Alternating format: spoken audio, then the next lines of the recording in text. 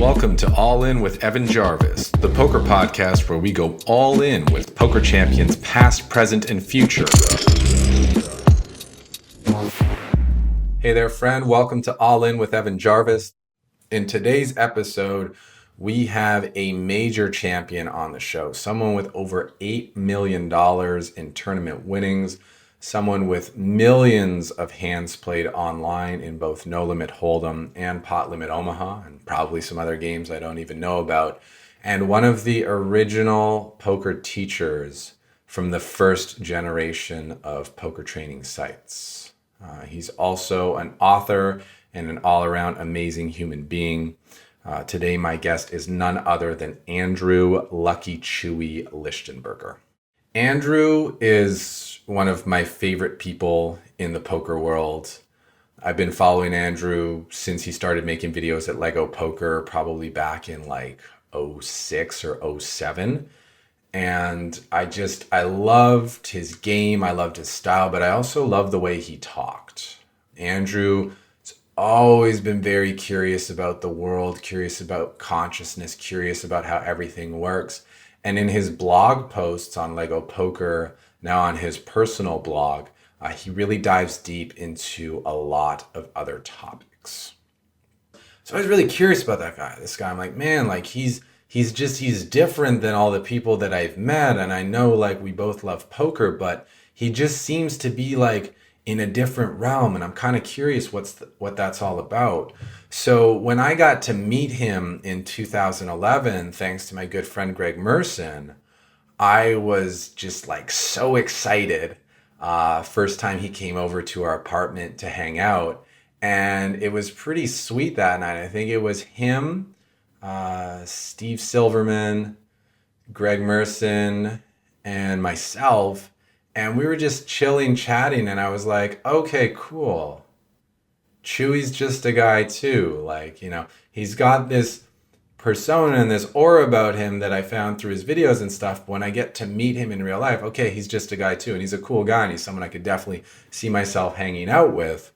But it's not like, oh man, I could never even, begin a conversation with this guy. So that was a real treat. And you're going to hear that through the conversation we have today. In this episode, we talk about the importance of so many things that lead to getting results like winning a World Series of Poker bracelet, winning Alpha 8 high roller. We talk about the importance of nutrition, movement, the power of Chinese medicine, Tai Chi, Qi Gong, martial arts, yoga, and many other modalities. Like a lot of people who spend a lot of time at the computer and don't have the strongest digestive fire due to the lack of movement, the lack of stretching, the lack of kind of nourishment to the organs down there. Chewy suffered with digestive issues for quite some time, and it was the power of Chinese medicine and the movement practices that really enabled him to heal this himself. And Chewy has changed so much since I met him. Always a great poker talent, but before he was kind of skeptical about the world, focusing on some darkness and conspiracy theories and stuff like that. Kind of a disempowered state. What do we do with this world we live in? He's now taken control and found the light, and also, been taking a lot of actions to be in a more positive, empowered place, which has led to a better view on the world and a better attitude, which is pretty cool because that's something we all have the power to do. In this episode, we also talk about his bracelet win in the 3K 6-max and what it was like to sweat one of his best friends on his way to winning the World Series of Poker main events. Our good friend Greg Merson, and yes, Chewy was one of the guys who had a piece of the action, so you'll really feel the emotion associated with that and what it was like to have the sweat of watching a friend, but also making a whole lot of money in the process. So yeah, LuckyChewy, Andrew Lichtenberger, definitely one of the most enlightened cats in the game and always into something new. Being open to Chewy's suggestions has really enriched my life, and we talk about it a lot in this episode, some of what those things are. So Andrew is someone who will open your mind, your heart, and have you thinking about a brand new start. This is All In with Evan Jarvis. I hope you enjoy the conversation, and I hope you'll learn some lessons that will help you boost your confidence and build your bankroll. Now, without further ado, let's get started. Hello, everybody. Thanks for having me, buddy. I appreciate the opportunity to converse with you and explore the wisdom of the ages. Welcome, Andrew. I think we're going to get into some very deep and some very insightful conversations today.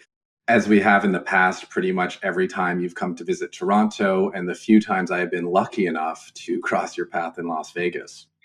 Naturally. The guy's a busy guy. He's always on the grind. And speaking of being on the grind, Andrew has been in the poker world pretty much since the beginning of online poker. We're literally talking very, very beginning. He was involved in the 2+2 forums when they first started. He was a lead instructor at one of the very first training sites, Lego Poker. And he's been really consistent over the years, racking up some very good scores. In the online arena, his tournament cashes exceed $3 million. And in the live arena, his total live earnings are $8.5 million. So we're looking at I guess that would make you an 8-figure gentleman in this space.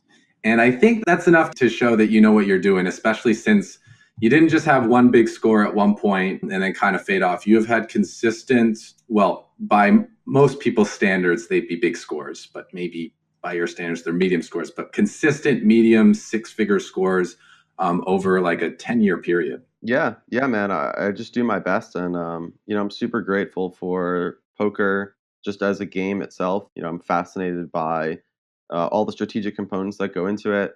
I'm grateful for the community, having met guys like you. I mean, it's been, to say the absolute least, just an incredibly life-changing experience since I entered this space. And can you talk a little bit about how you first found poker and what really drew you in? Yeah, it's kind of a funny story, actually. So in my later years in high school, I was a bit of an introvert. Like, I wasn't really the guy that was going out and partying regularly on weekends. I was playing video games a lot. I had my small circle of friends, but I was by no means a popular kid. And I was working at a bowling alley hosting birthday parties for children. This was around the time that, like, the Moneymaker Victory was airing on TV, and I would see my boss playing party poker on his computer while, I guess, it was like, dead time at the bowling alley. And I kind of inquired about it, and he was like, yeah, you can play online. Like, here's this bad beat jackpot, and like these are all people on their computers. I was just like, whoa, this is crazy. So I started playing around town with my buddies, just like learning the game. We would, watch the World Series episodes when they aired. We got into Live at the Bike, actually. This would have been in like 2005. From there, I eventually got online and found 2+2, as you mentioned, and kind of just never looked back. It was just like one thing led to the next thing, led to the next thing. Before I knew it, I had poker friends. I was taking poker trips. I was becoming successful for myself. It wasn't too long after that that my brief stint at Stony Brook University had kind of fizzled out. I didn't really have too much motivation to continue pursuing the academia that was being offered. I didn't feel especially drawn to anything. I felt poker was, and still do feel, that it's just a great way to kind of like exercise the mind. And as I said, I don't want to sound like a broken record, but I'm just super grateful for the game. It's just an amazing game. That's sort of how I forayed into the space. Yeah, I totally agree. Poker's definitely a game that gives us a lot of freedom, a lot of flexibility, and a lot of opportunity to really kind of carve out our own path with the extra free time that we have. And from being in the company of other people who come from that mindset, we meet some really unique and interesting characters that can have a really positive impact on our lives. And it sounds like pretty quickly, like, is this within about a year you went from I'm working at the bowling alley and I'm going to university, taking courses I don't really like, to being like, I'm not working at the bowling alley anymore. I'm done with school. I'm playing poker. Was that like a 1-year period that you just pretty quickly made the transition? I would say it was closer to 2 or 2.5 year period. I actually lost for like the first 18 months I played poker online. I was playing micro stakes, so it wasn't hugely burdensome, but Yeah, I mean, I was no good when I started. I actually distinctly remember the first time that I was playing online and I glanced over at the pot size and I was like, huh, the size of the pot. What a thing to consider. And I just never really, I guess, factored that in, at least consciously. Maybe there was like a subconscious knowing that like this is important to keep track of. But yeah, I just, I kind of, eventually had that realization. That reminds me a lot of the guys I played with in first year university in the first 3 months, who their game we'd have really deep stacks, like really deep for the sit and go, and everyone kind of bet almost like fixed limit, like Mhm. really small relative to the pot. And when I learned about pot size, over Christmas break and learned that I should bet relative to the size of the pot, when I came back, people like, dude, like, why are you betting so big? Like, Yeah. why are you being so aggressive? I'm like, it's working, isn't it? Yeah. Yeah, I had a very similar experience when I wanna say my parents got me Super System for Christmas, and reading that, I was like, "Oh, like, okay, this guy's just, like, mashing with his draws, really just, like, pushing people off their equity," and I had a very similar experience coming back to the game. Everyone just kinda gives you that look, and it's just like, "Yo, what are you doing? Like, what's going on?" It's like, "Yo, the game's changing." Yeah, we're supposed to be having fun here. And you're like, yeah, winning's fun. I'm having all kinds of fun. So was Super System the book for you that really shifted things? You're like, okay, there's a proper way to think about this. And that new thought process was kind of the gateway to the 2+2 forums for you? I would say that in some sense, yes, it was helpful. Basically, there were 3 books that I read that kind of inspired me to think differently about poker. The first was Phil Hellmuth's book, which was just interesting from the perspective of, okay, there are different player types, different personalities manifest themselves insofar as the different strategic approaches they take to poker. And then I read Super System, and that was interesting from like a more practical approach to actually playing hands and like I mentioned, pushing people off equity and, having a more balanced range. And then I read Antonio Esfandiari's book, and I feel like that was actually more of a catalyst for me to become successful because he shared a lot of personal accounts of like games he'd played in, hands he'd played. He shared what the challenges he faced were when he was up and coming in poker. And for whatever reason, that I think was especially helpful to me. Yeah, it was kind of, I guess, a synergy of those 3 books that eventually led me to find 2+2 and having the ongoing strategy discussion with people that were playing in the games that were current at those times, that was especially integral for me to move up in stakes. And who were some of the key people that you connected with in the 2+2 forums? So first and foremost would have had to have been Aaron Jones, just because we were both playing the same games. We both kind of I want to say when I first started chatting with him, we were both still in university and we kind of both wanted to pursue poker, but we didn't, I guess, feel comfortable enough to make that leap. Through him, I met a guy named Jimmy Ginther, who a lot of people probably don't know. He doesn't play too much poker anymore. He's married. He's got a family. Yeah, he was definitely very helpful as well. I met Donnie Stern through, I don't know if I met him through 2+2 or I met him through Aaron, but him and Dan Smith. And then I remember the first Turning Stone trip I took was actually where I met Donnie in person, and I met Dan in person, Steve Silverman, Christian Harder, Greg Merson. Yeah, kind of just Gabe Patgorski was another guy that I met on that trip. Yeah, it was cool just like seeing how, okay, we're all kind of these young millennials who don't really want to pursue the quote unquote like conventional lifestyle, go to college, get a job, whatever. And it was something very liberating about, for me at least, just being in that space with people that had that kind of same motivation and same drive to, like you put it earlier, have freedom and really appreciate that. Yeah, that was, I guess, where I really started to make friendships that were and still are long lasting. Yeah, and you listed some pretty heavy hitters in that list. Some guys who have had a lot of success over the years. And more important than just success, pretty much all the names that you've listed that I know have had longevity where they had very long careers. And even the ones who did step out of the game, like I know Donnie recently decided to retire and Steve left for a period to pursue education, but they kind of left on their own terms. And if Yeah. they wanted to come back in, probably wouldn't have a problem because they had that really good work ethic, that really good understanding. Like, I feel like all you guys went so deep on just like solving this game at the most microscopic of levels. You really had it drilled down. Yeah. Yeah, absolutely. I mean, it's kind of what it demands at a certain point. It's like, well, maybe 10 years ago it wasn't necessary, but in the current day and age, I'm not even competing at the highest levels anymore necessarily. If you look at the online games that are going with, top players, they're doing massive amounts of work. And I guess my interests are kind of being diversified in a sense, but I guess I've played for so long, I've put in so much time, and it's kind of fun to just appreciate what poker's given me and to not really like I kind of at this point, at least at this moment in time, I love to play poker, but I don't love to feel like I have to play and to be putting in such massive amounts of study where I am right now. It's just, I guess, not really what's most exciting to me. But at a certain time, for sure it was, and maybe that time will come again. I'm fortunate to not really need to do that right now.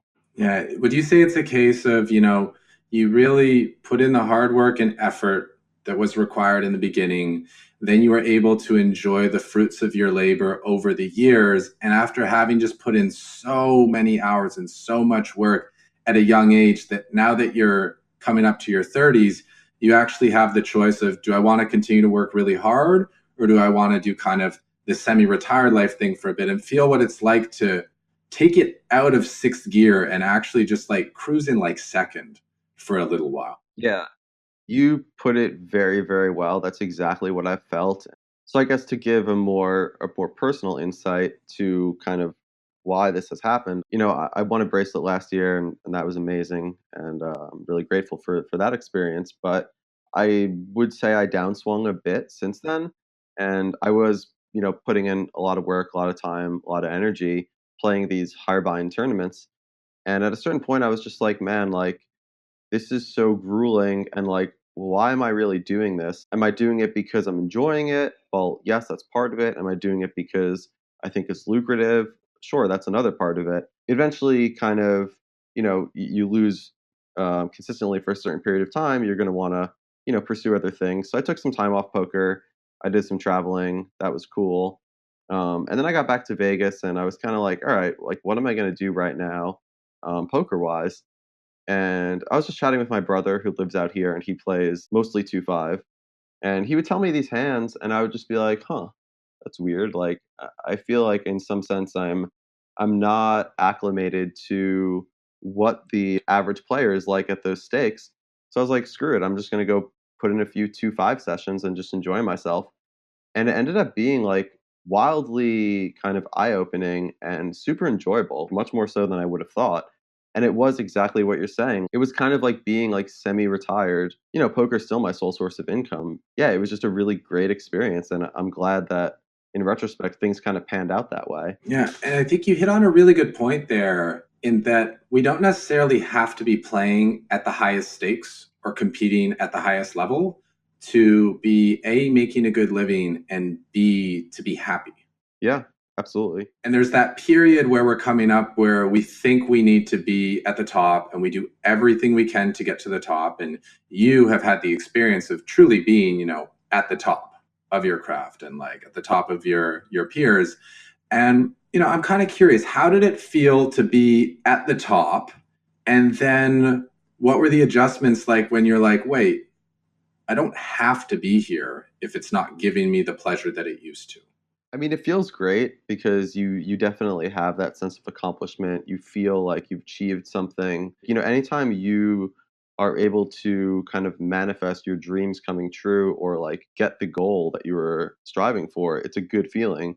But there is sort of a pressure that comes with it of like maintaining it or whatever. At least that's how it was for me. Yeah, I mean, I wouldn't say I've been at the top for many years, at least what I consider to be the top, which is just high stakes, shorthanded online cash games. I guess stepping down from that, well, when it happened, this would have been probably a little bit before Black Friday.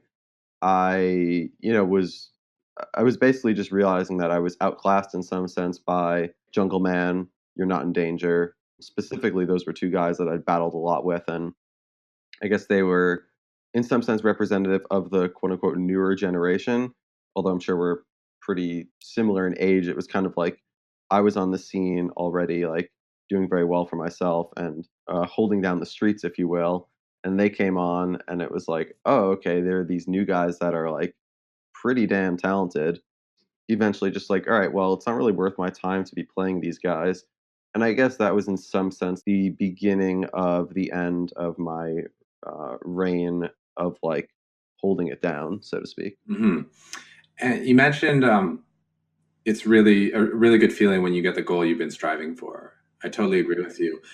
Do you have a few goals that you started out with? Like when you first got into the game, what were the like two or three things that you really wanted to achieve to be able to feel like you completed your mission in poker? Okay, I'll share these. They're not going to be what you think, but it's actually how it happened. Yes. So when I was like 17 or 18, this was like really very much the infancy of my poker career. Like this was like right after birth, so to speak. My mother and I went to a pizza shop, and I was like, "Oh, okay, I want to get like this soda."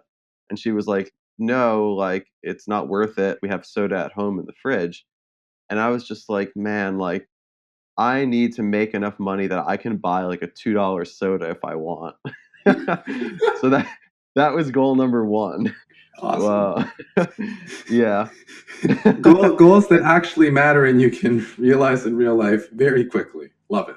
Yeah. Yeah, like, it's funny how, that kind of funny life circumstance that popped up was a major catalyst for me.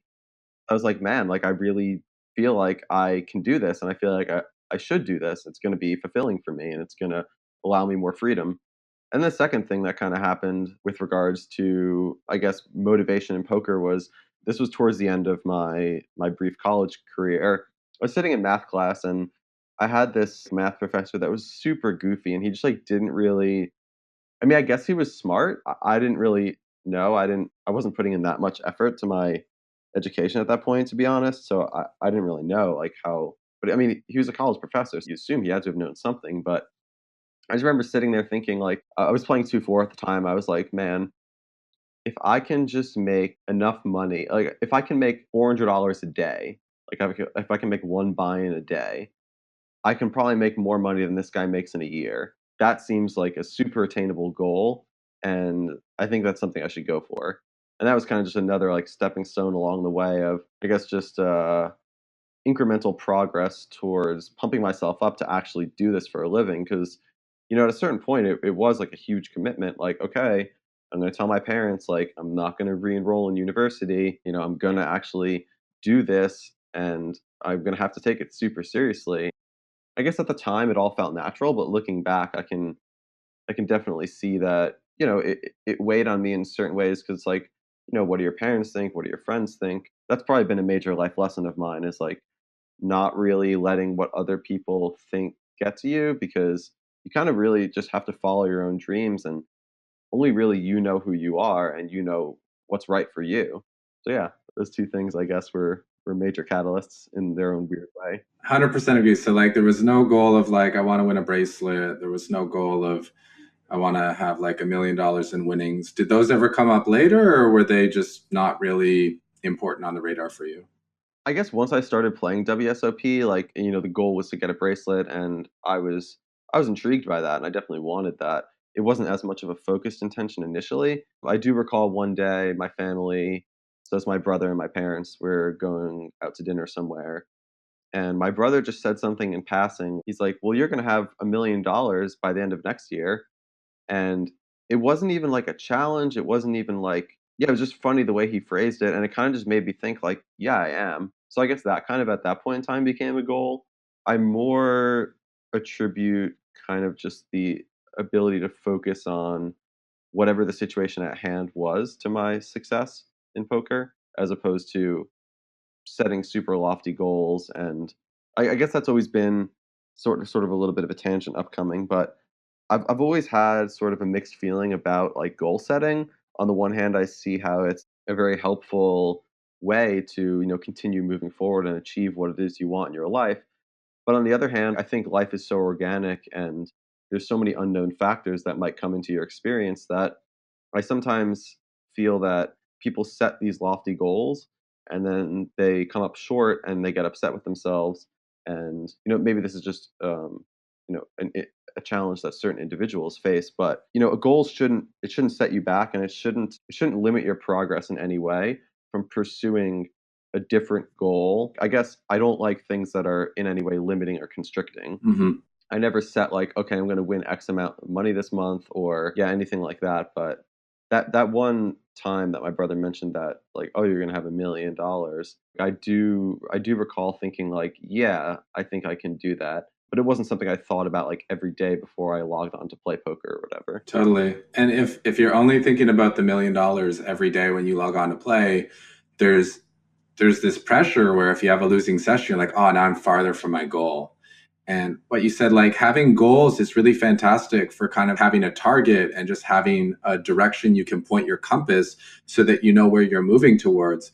But if at some point along the way you find a destination that is actually looking a lot more attractive, it's okay to change the direction of your compass. Absolutely. Ideally, so long as you're not just going backwards from where you came. Maybe sometimes that's important too, but like important to be able like, yeah, I'm going to switch and aim here and I switch to aim here. And a lot of times we don't even have to get the actual goal to be happy. Yeah, for sure. Sometimes it's just kind of like a signpost pointing you in the direction of what is going to make you happy, and you just continue along that path. Yeah. And having it kind of in the back of your mind, they're like, I'm doing this and it's going to take me here, allows us to just kind of relax about what the final outcome's going to be and just go through each day being present, being in the moment, and being excited because we're like, it's going to get me here. And if at some point along the way you change direction, it'll be because you found a destination that's even more attractive than the one you initially thought of. Because, like you said, now you see more of the big picture.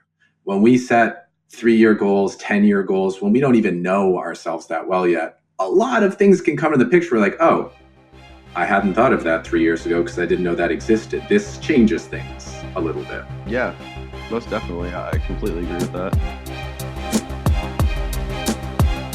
All In is brought to you by Grips Poker Training, where we teach you how to get stacking. Visit www.grips.com to find out more about our holistic approach, which will help you transform your game and transform your life. And if you're interested in playing online poker, visit www.grips.com/free and receive a free training bundle valued at over $200 when you create a new account at one of our partner sites.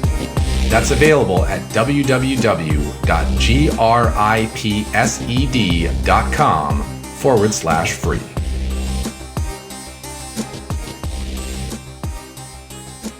Take me back to the glory days for you a little bit. You know, when party poker's just popping off, you've actually made your poker friends, you're playing a lot, you're making training videos, getting good feedback, you're part of a community, you're traveling. What is the feeling like that you're kind of carrying with yourself every morning you wake up during this period? It's a good question. Kind of have to take myself back there a little bit.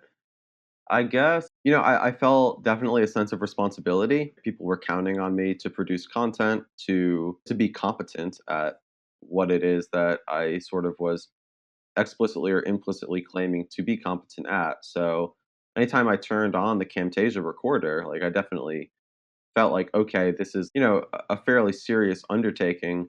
I mean, it's all relative, but, compared to previously just playing, like I was only really accountable to myself, my results. No one was going to tell me I played good or played bad or whatever. I guess it was just a different perspective on the way that I was viewing my poker playing at that time. That kind of sums it up. It was just a sense of responsibility. Like I felt not really indebted so much as, and not really obligated. I'm trying to think of the right word. I just felt drawn to give back. I benefited from training videos when I first started. I benefited hugely from 2+2 posts, just people discussing ideas and concepts that would prove to help me. So yeah, I just felt like, hey, like it just kind of makes sense insofar as life is somewhat cyclical in some way. I may as well do these things which other people had done, not for me specifically, but for the community as a whole in their coming up period.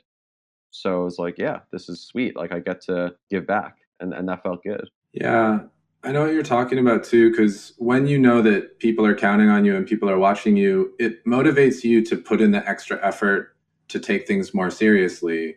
Because it's almost like a feeling like I want my next video to be better than the last one, and I want my Yeah. next session to be better than the last one. So there's more, like you said, accountability on yourself to be working on your game and to be improving, because you want to look good in front of the people. And Hmm. there's a lot of benefit there that when we give, because of that increased level of accountability and because of that higher level of seriousness or almost like adult level we put towards things, it forces us to get better at it. It forces us to Yeah. care more. Yeah. Absolutely. Yeah. And for anyone who's interested in like seeing some of the gems from 2+2, I wasn't super avid like you were, but I remember I would read the wells, and there were some stickies of like the best posts and the best theory discussions. And those ones are really just like, you get through those, you kind of have it all covered. Yeah. But actually, I remember you and Aaron did a project way back when. It Yeah. was kind of a summary of all the best stuff from 2+2. Can you talk a little bit about that? Yeah. So let me think, what year would this have been? I want to say this was like 2007, 2008. So it was his idea. He was like, yo, let's just create a memoirs. It was more his thing. I kind of like helped out because we were just really close. He kind of wanted like a sidekick to bounce ideas off of when he was creating the content. But he called it the Memoirs of A.E. Jones. And it was just like, okay, however many chapters it was, I can't remember. Button versus small blind, three bet defense, button versus big blind, three bet defense, like defend big blind versus early position, late position, open, and like how to play these like various spots. Yeah, it was super well received. And it's actually funny, like even in Vegas now, like I'll be around town at whatever casino, somebody will tell me, like, hey, I really love the memoirs that you guys made. It helped me so much. And actually, I was at the Win the other day, and this kid came up to me and he's like, hey, like I wasn't sure if it was you. I couldn't recognize you with the shaved beard. And he shows me his phone. He's listening to the memoirs in that moment. And that was just kind of surreal. I was like, man, I told him, like, I can't vouch for the efficacy of those strategic employments in today's day and age of poker. But it was cool. Like, yeah, I guess like, things live on that have value. And I would guess still that a lot of the information that you guys put down for people who are playing small or even mid stakes, it's probably very relevant. And it's only at like the really high stakes that it might be a bit obsolete. I mean, you guys were geniuses. Not that you're not still geniuses, but like the level of solving that you guys got into with all your research and all your practice, like it was very, very elite. Thanks, man. I appreciate that. And yeah, I think, it can still be applicable in certain ways for sure. It's just playing like solid poker for the most part. And for people that are new to the game or don't really have much of a like fundamental sort of foundation, it's not a bad place to start. Like I remember when I first learned the concept of like polarization on river spots from an A.E. Jones video where he makes this call with fourth pair. And it's like, how did he do that? And when he broke down how the range has now been split and that the guy's actually more often going to be in the bluff portion of his range, it doesn't matter the strength of his bluff catcher, just anything that's a bluff catcher is good enough to call. Yes, sometimes the weaker bluff catchers actually do better as bluff catchers in some cases where they don't block the cards that the bluff combos of the opponent would contain. So it's kind Yeah. of a weird sort of, it almost seems to be contradictory from like a beginner standpoint. I can appreciate that kind of realization where it's like, oh, interesting. But yeah, it was a fun project for sure. Yeah, that's like the 400 level poker. Chewy's sprinkling in a little bit of like GTO stuff there. The advanced developments that came from 10 years in the game. Yeah. So I want to talk about one of the real highs that at least I'm going to guess this was a pretty big high for you, but can you take some breaths and rewind yourself back to the World Series in 2009, Hmm. where you landed a second place finish in a 5K shootout, and you also made a very deep run in the main event? Yeah, I mean, that was just a surreal summer. It was my first summer spent in Vegas for WSOP. I mean, it was surreal on so many fronts. I felt like I was really opening up socially in my life. Like I was meeting all kinds of awesome people. for how awesome Turning Stone was to meet like parts of the poker community that I'd kind of heard of or known like through AIM Messenger or whatever. This was like that taken to another level just because there's so many more people in Vegas over the 2 month stretch. And yeah, I mean my poker results were just off the charts. I think I played 10 tournaments. I cashed in five. I had like you said, a second and an 18th in the main. I mean, yeah, it was just absolutely amazing. I just had a ton of fun, and yeah, it was definitely a very strong motivator for me to spend more time in Vegas. And it was only a few months after that that I was like, yeah, I think I'm gonna come back to Vegas and get a house out here, which I then did, and Mhm. that was a super fun part of my life. Always had tons of friends hanging around. I got a 7-bedroom house because I was like, I kind of want my buddies to be around with me, and yeah, that was awesome. I don't really know what else to say other than I'm extremely grateful that I both came out to play that summer and that I did as well as I did.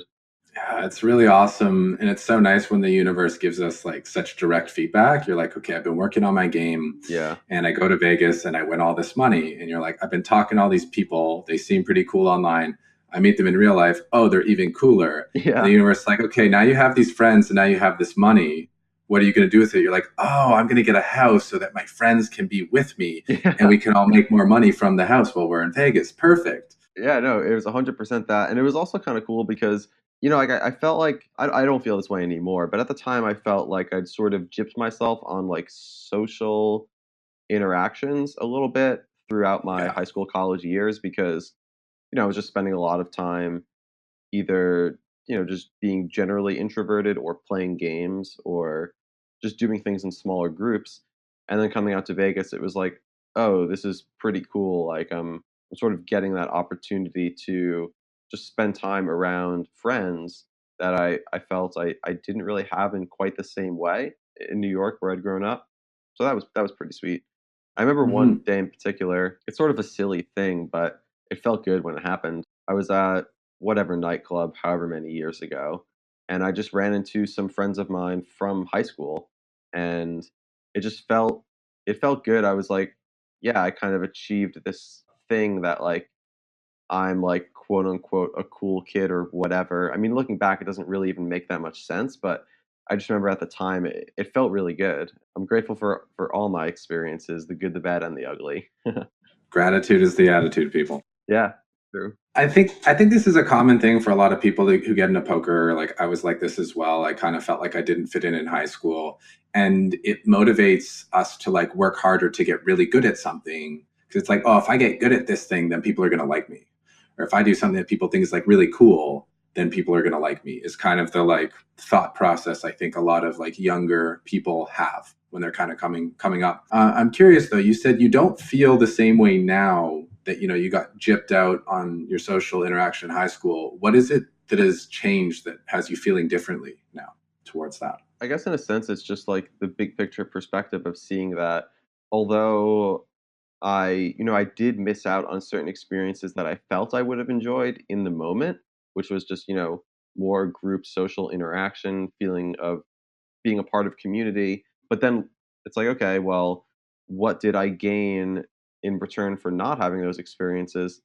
Well, it was, like you've mentioned, honing your skill set and, spending a lot of time playing poker and playing other games before poker that set me up to be as successful as I've been. So I can't really with any at least from my outlook, look back with any like sense of regret because it kind of all set me up to be where I am now.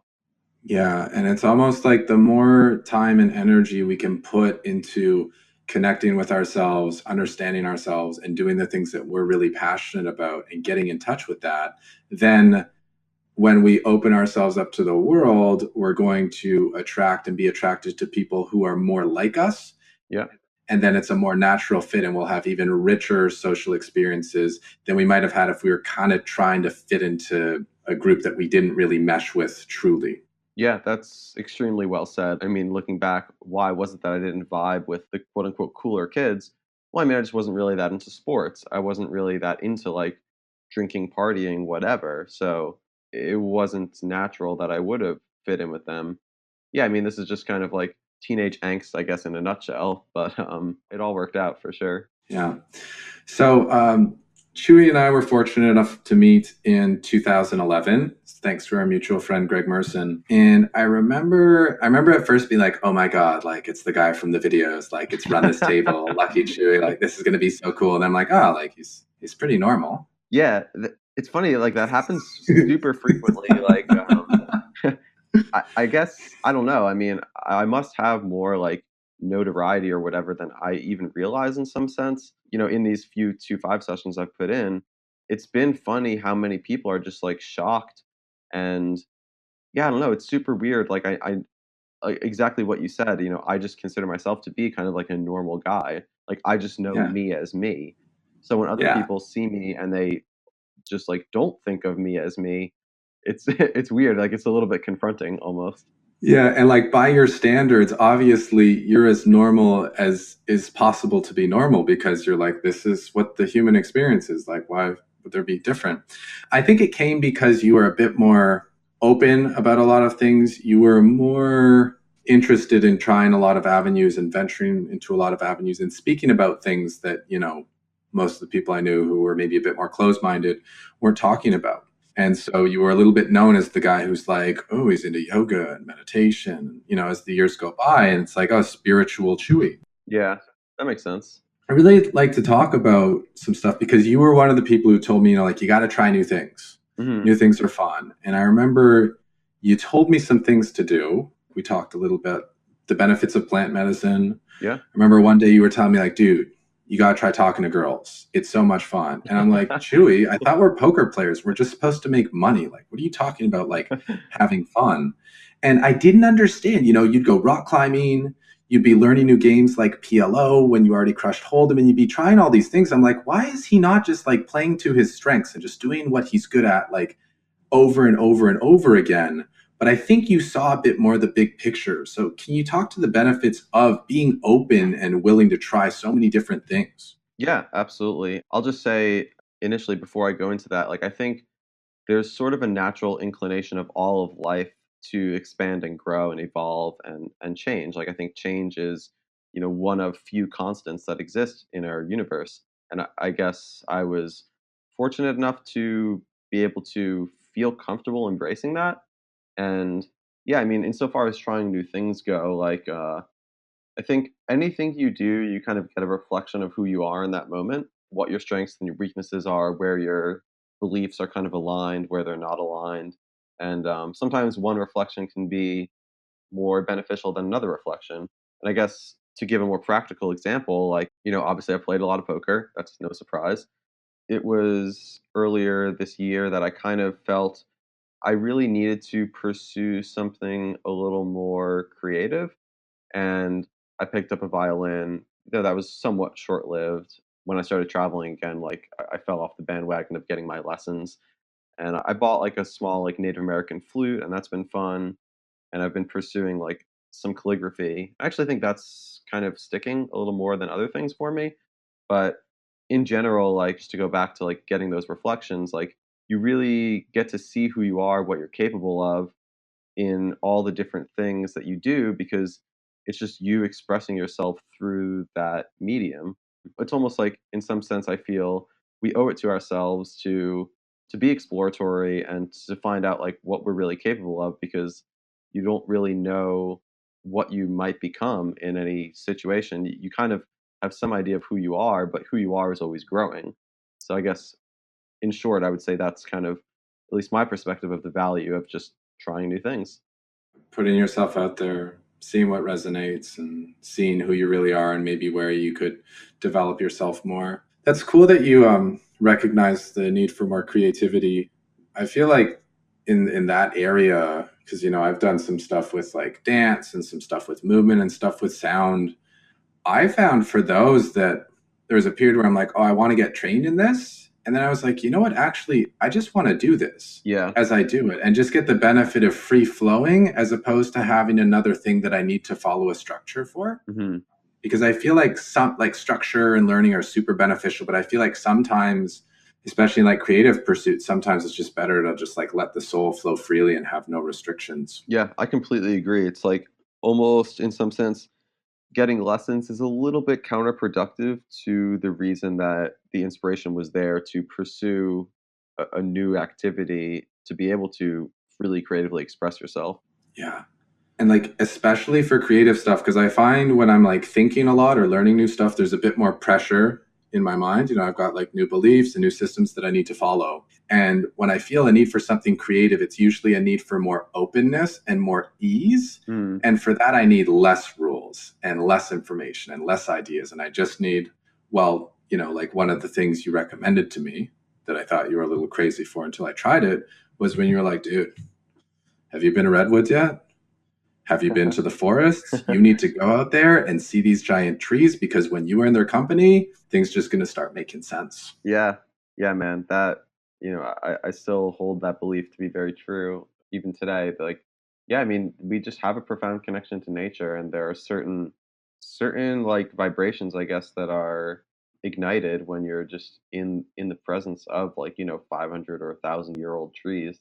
It just you can't really put it into words so much as you can experience it. Mm-hmm. It's one of those things that, guys, it really is worth getting out there if you can to just experience the beauty and wonder of the world. And that's one of the things that motivates me most to work and put in effort these days to generate resources, is so that I can then go witness that and experience that. Absolutely. And on that note, I want to touch on what you said about experiencing wonder. And I've really found that, in new pursuits specifically, but really in anything you do, like if you can generate that mind state of wonder and kind of like awe, anything you do can feel new, even if it's something you've done hundreds or thousands of times. Like I want to say it's a Zen proverb, or maybe it comes from Buddhism, but it's the idea that you never step through the same river twice, because something's always different. You're always different. Your environment's always different. Like there's always like life is always unique. Although it may appear to be very similar, something's going to be different. If you're in that state of wonder, things don't really get as boring as they might otherwise, because you're open to just, what is different about this? What is new? And yeah, you're in that kind of like childlike state of like, wow, everything's so novel. You're just exploring. Yeah, you're like really catching all the fine details of things and just noticing, like, oh, I didn't see this, I didn't see that. Oh, the smell, the feeling, it brings us more present. Yeah. Those two words are perfect because I actually set an intention maybe 6 months ago when I was at a mystery school and we had to write like kind of a personal mission statement and stuff. And mine was to just live in a perpetual state of curiosity and awe. Yeah, I think that's an incredible intention to set, and I think for anyone that feels like stuck or bored or unmotivated, just start in whatever tiny way you can to just be in a state of awe. Even if it's just like, wow, like the sun rose today, amazing, like powerful rays, like what incredible warmth. Small things like that can really get the ball rolling.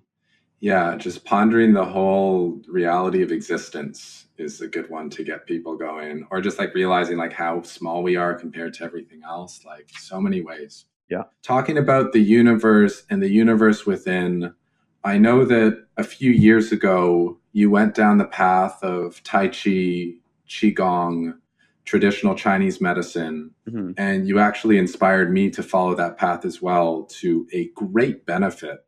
Mm. Can you speak to what drew you to that practice and what were some of the things that got resolved as a result of it, and maybe some additional skills and perspectives gained? Yeah, absolutely. Well, I'll say first and foremost, I felt somewhat betrayed. Maybe isn't the exact correct word, but it'll do for this discussion. So I felt somewhat betrayed by like Western medicine because my mother was a nurse. She still is a nurse, and I had just all sorts of health problems growing up. Bad digestion, allergies, asthma, all that stuff. And I was just like, man, like it just seems like there should be a solution for this. Just different Chinese herbs, acupuncture, those types of things really helped me. The major contributing component to feeling better was just changing my diet, which, even before I became like, I guess what most people would consider to be fairly strict, just making like fairly basic changes was super helpful. That's just information my mother wasn't given in her Western medical training. So that was one major component of like having appreciation for those more ancient systems. And the other was, like you're mentioning Tai Chi and Qi Gong, having those experiences, they just were really eye opening. Yeah, like a moving meditation. It kind of never made as much sense to me. I would say the closest thing to that kind of like very concerted effort of moving meditation that I'd experienced previous to that was rock climbing, where you kind of get in a flow and you're like kind of moving from like hold to hold and eventually summiting, completing the problem or whatever. So yeah, it was I guess just the tangible benefits that I received from opening myself to those systems. I guess the way I felt after, and the way I still do feel after Tai Chi and Qigong, it's just super fun. Like I like the movements; they make my body feel good. I don't really know how else to say it. Yeah, it's like a very activating feeling when you complete a really good Qigong or Tai Chi practice. Just kind of like everything's buzzing. You've got more energy flowing through the system. Areas that were blocked before are now opened up. And as a result, every part of your body feels healthier. It's not like the gym where you work out, two groups of muscle and you're like, these muscles feel like they got the work. It is like a full body activation, but also a relaxation. So there's like less stress, less tension, yet at the same time, more power and more energy, is my experience. Yeah, 100%. And on the note of the gym, like I'll add that like if I do Tai Chi before I go to the gym, I actually feel my workouts are more efficient. Yeah. Or if I do Tai Chi and yoga before the gym, like I think all kind of systems can be synergized. And I think to get a little bit more esoteric in conversation, like in this current day and age, there's obviously a lot going on in the world. I think one of the major things that is touches my heart specifically is like systems coming together and people appreciating differences and acknowledging that like all systems have some value, all cultures have some value. It might not be that you want to adopt everything in someone else's culture because you'd forego your own, but the intermingling of, whether it's just like Tai Chi and yoga, one obviously has more of a Asian background, one has more of an Indian background, but together they work perfectly. And like when it really comes down to it, like what are you doing? Well, you're moving in a synchronized, harmonious way, and then you're stretching your body. Like it's not exactly rocket science that these things would go together. Yeah. And I love what you said about how it helps you with the gym, because these moving practices are basically, okay, how do we get as much breath, or, in the Indian system, prana, or in the Tai Chi system, chi, how do we get as much of that life force energy to all the cells of the body? And the more of that we can get in the system, obviously, the better we're going to perform in any activity. So they're really great warm ups for sports. I find they can be good for poker. They can be really good for anything, because it's just you're more alert, you're more awake, you're more aware, and you're more tuned in. Yeah, absolutely. So for any of the listeners out there who are, maybe thinking they want to make a little shift in their diet to feel some benefits, but don't want to go too hard, what are like three of the more basic diet changes you made that you felt had a big impact for you? Okay. Three changes. I'll say the first one that most people probably have heard of if they're not already doing is just smoothies. Like you can get a lot of, whether it's green vegetables or fruits or whatever, into a smoothie and have it taste pretty good. Kind of just start your day off with like a nice like amount of nutrition, vitamins, nutrients, all that stuff without really having to bear what might be perceived as like kind of the negative association of taste.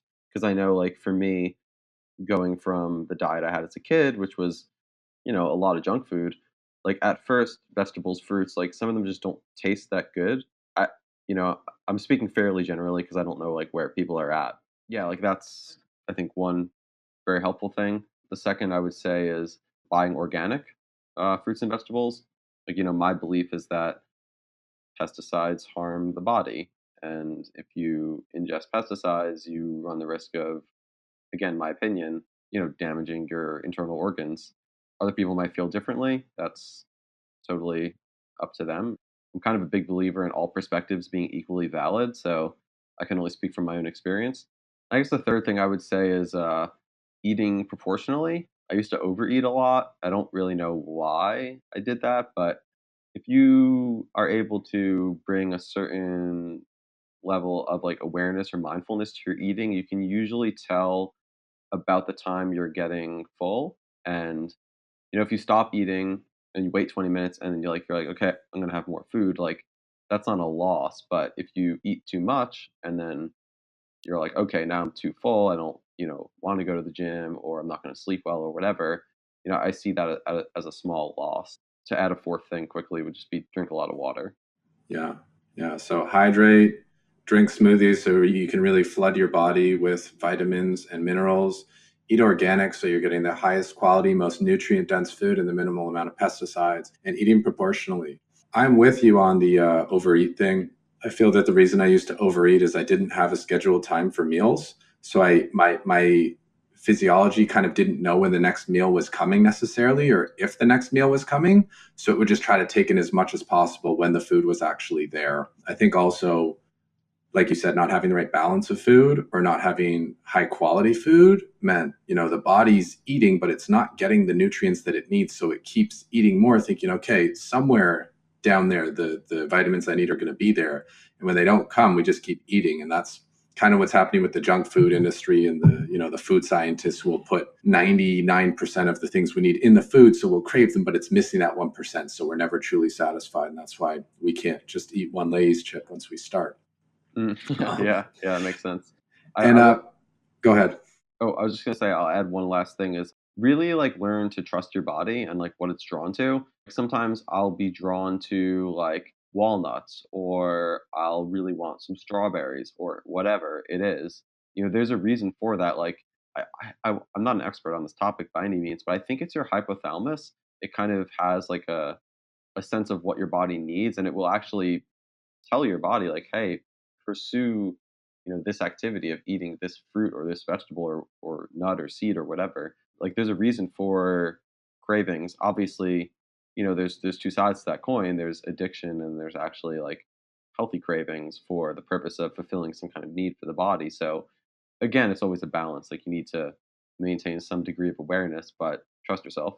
Yeah, and it's the more attuned you get, like the more you engage in these kind of practices, or I found the more I engage in these practices, the more I realize like, okay, this is just something that I've been eating since I was a kid, but I don't actually need. And this is something that I'm drawn to for some reason. It can be some weird foods, but when I eat them, I'm like, oh, I feel really alive right now. Yeah. So there's clearly something in that particular food that my body was missing, and now it's kind of balanced back out. Yeah, I would say it's kind of like a delicate balance of like learning to differentiate between what's actually exciting and what is anxiety disguised as excitement. And yeah, like that's just kind of a fun challenge of life is learning to like pursue what you're actually passionate about and not pursuing what you think you should be passionate about, or whatever other kind of like disguise, for lack of a better term, there would be. Yeah, I love how it all carries over. We're talking about food, but it totally carries over to career and like choice of how you spend your free time, like everything. Yeah. For anyone who's looking for like, okay, they're talking about green smoothies, that'd be really good. I don't know where to start. If you go on YouTube and you search for Dr. Rhonda Patrick micronutrient smoothie, she's got 2 videos, and these smoothies are amazing.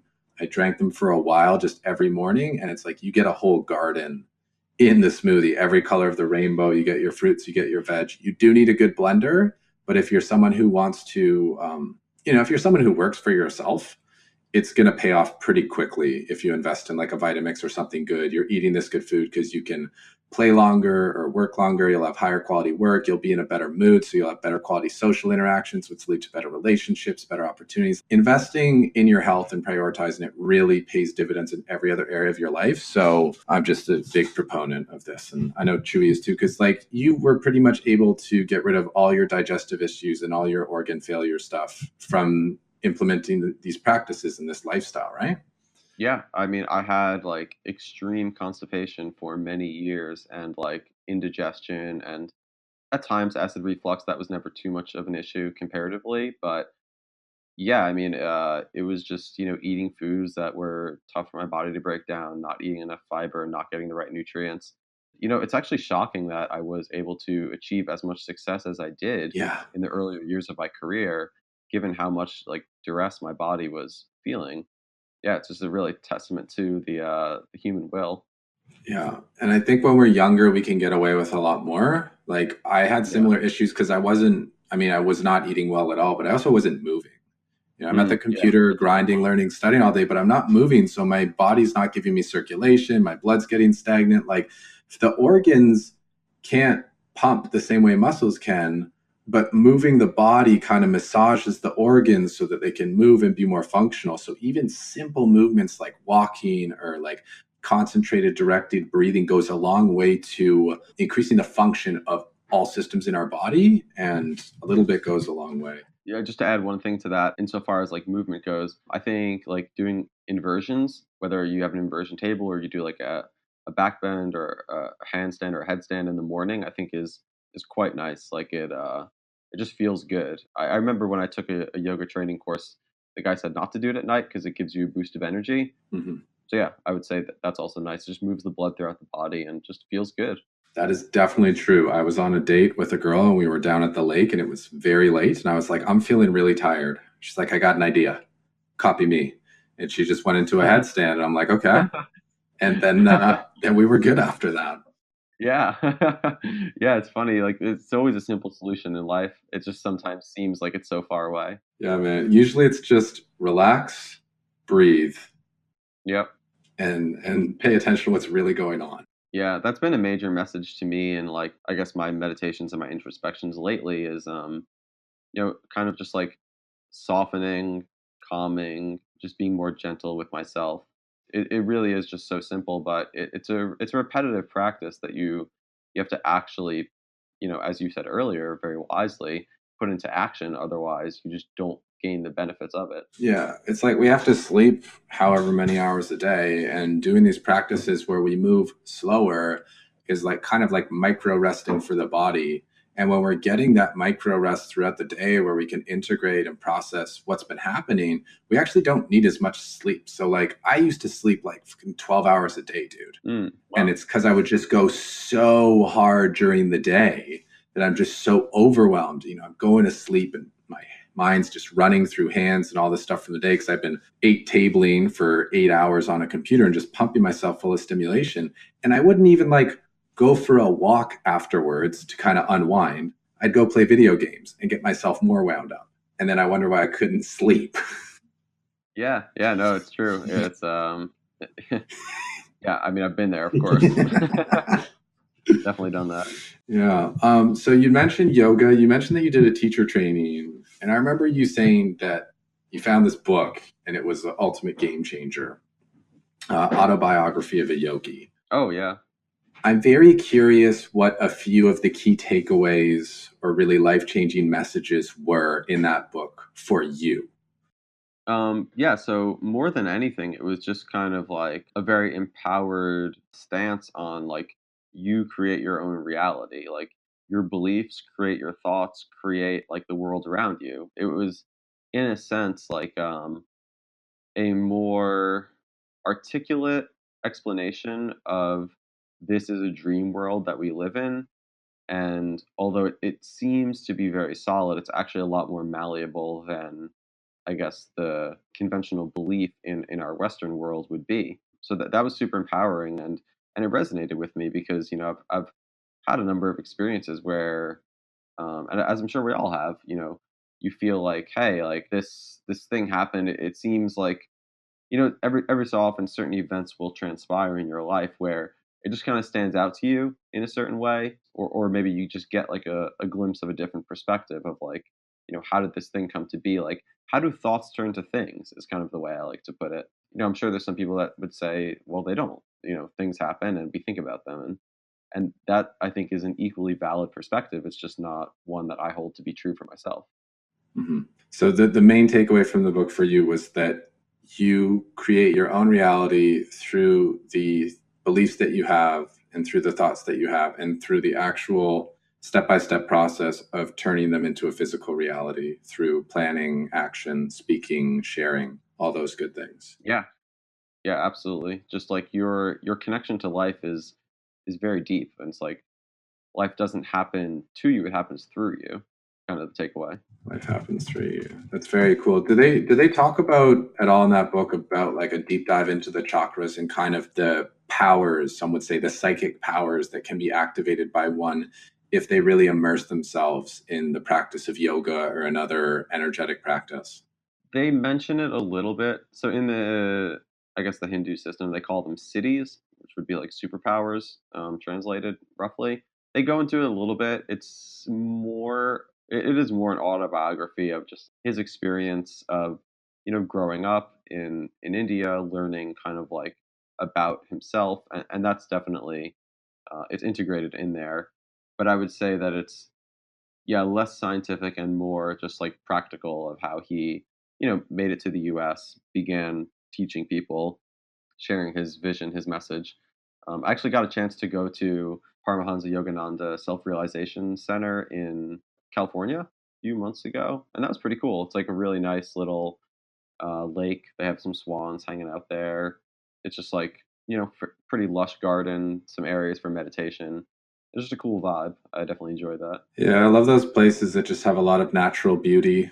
Yeah. Any ashram, like even the one in the Bahamas, it's beautiful. You walk down the beach, you're like, oh, everything's like really well kept. There's beautiful flowers, beautiful trees, enough space between things. Everyone's happy, everyone's calm. It's a good vibe to be in. Definitely. Speaking of good vibes to be in, I know that you shared in a big experience I did back in 2012 when our friend Greggy won the main event. Yeah. And you had a pretty good piece. I think we won't say the exact amount, but you had a bigger swap than a lot of the other people did due to your friendship, your going back, and the fact that you were both on a very high skill level at the time. Mm-hmm. Can you talk to me about the strategy of swapping, the benefits that you've had, and just kind of the experiences with swapping with players like Dan and Aaron and Greg and all these guys who've had a lot of success over the years in tournaments? Yeah, for sure. I mean, to me, it's just kind of a way to enhance that bridge of community and of connectivity with your peers, with your friends, people that you trust, people that you believe in, and that's definitely like one of the major contributing factors. The other is that it just reduces variance. Like, you're not going to win every tournament you play. You know, if you don't, like, your buddy might win. It just kind of makes it more fun. It's like you get an extra sweat if you get knocked out, or if you then go on to win, as Greg did in this case. I can only speak from my own experience of having swapped with people when I've won.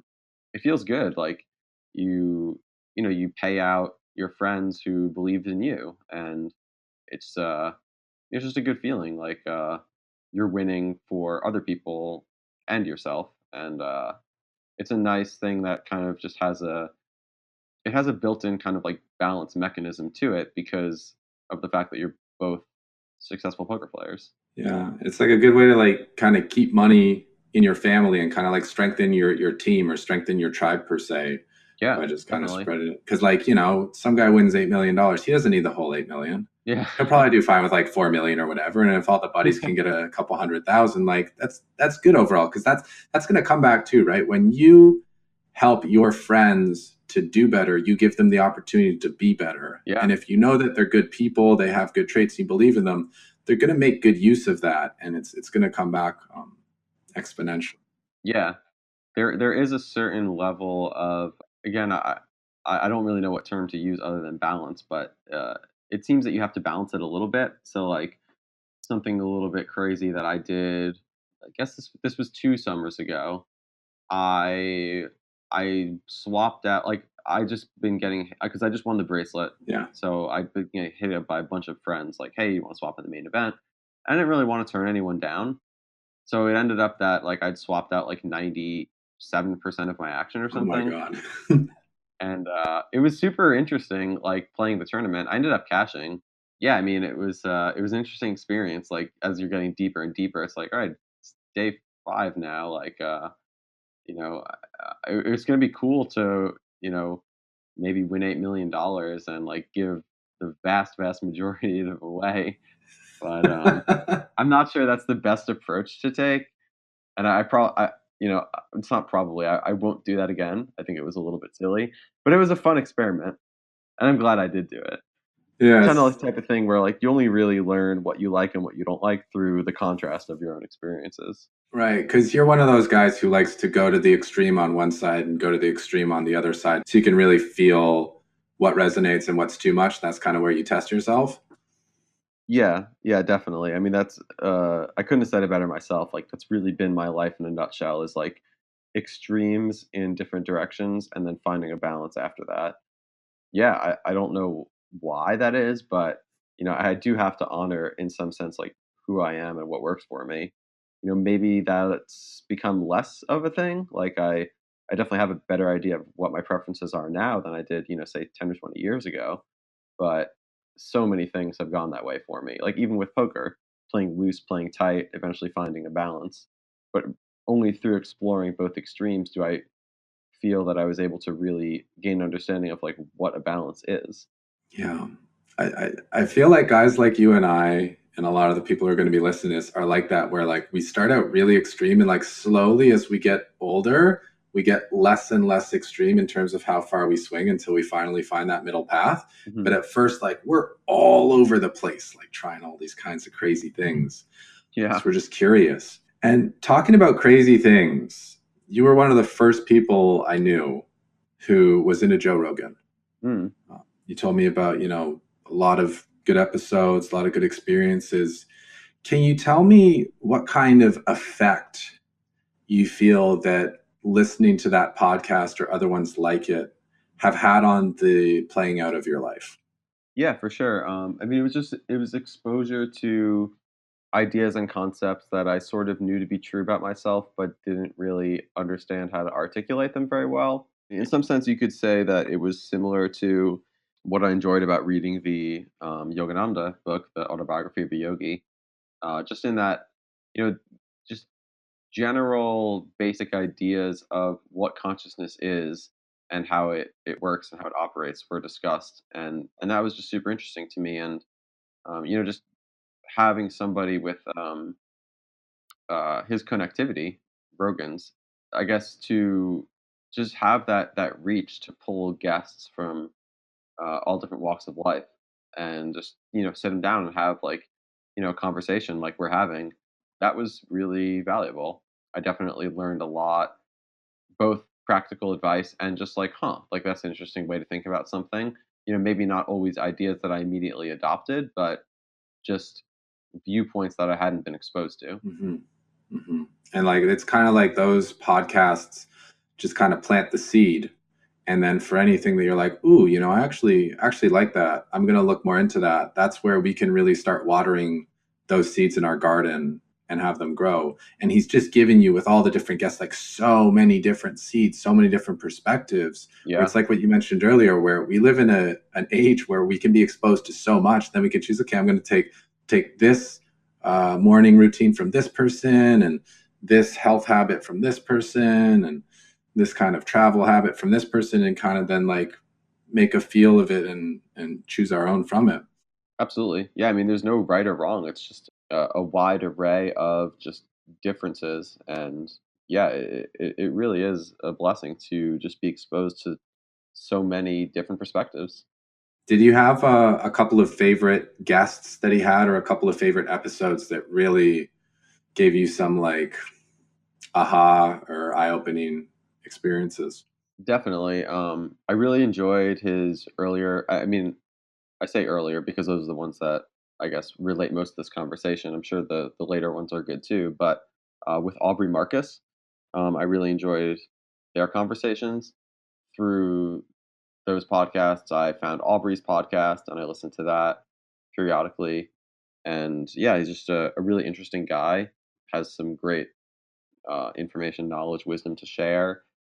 I really like his attitude in life, and I think he's able to maintain a nice balance of like sense of self and humility, just in his expression of the things he's done. Similarly, I enjoyed Duncan Trussell just because he's kind of just like a funny, goofy guy, and he like I think his comedy has a way of it can get too much for me at times. I'll be honest, but I did enjoy like listening to him just kind of joke about things that I guess you could call them taboo, but just things people don't really talk about that often. So that was kind of cool. And more recently, I got recommended because I haven't watched Rogan's podcast as much lately. I'll be honest, just because it's a pretty big commitment to sit down and listen to like a 3-hour podcast. And with the volume that he's pumping out, it's like, wow, like, he's doing an amazing service. And, I just kind of trust that I'll be led in the direction of the ones that are really beneficial.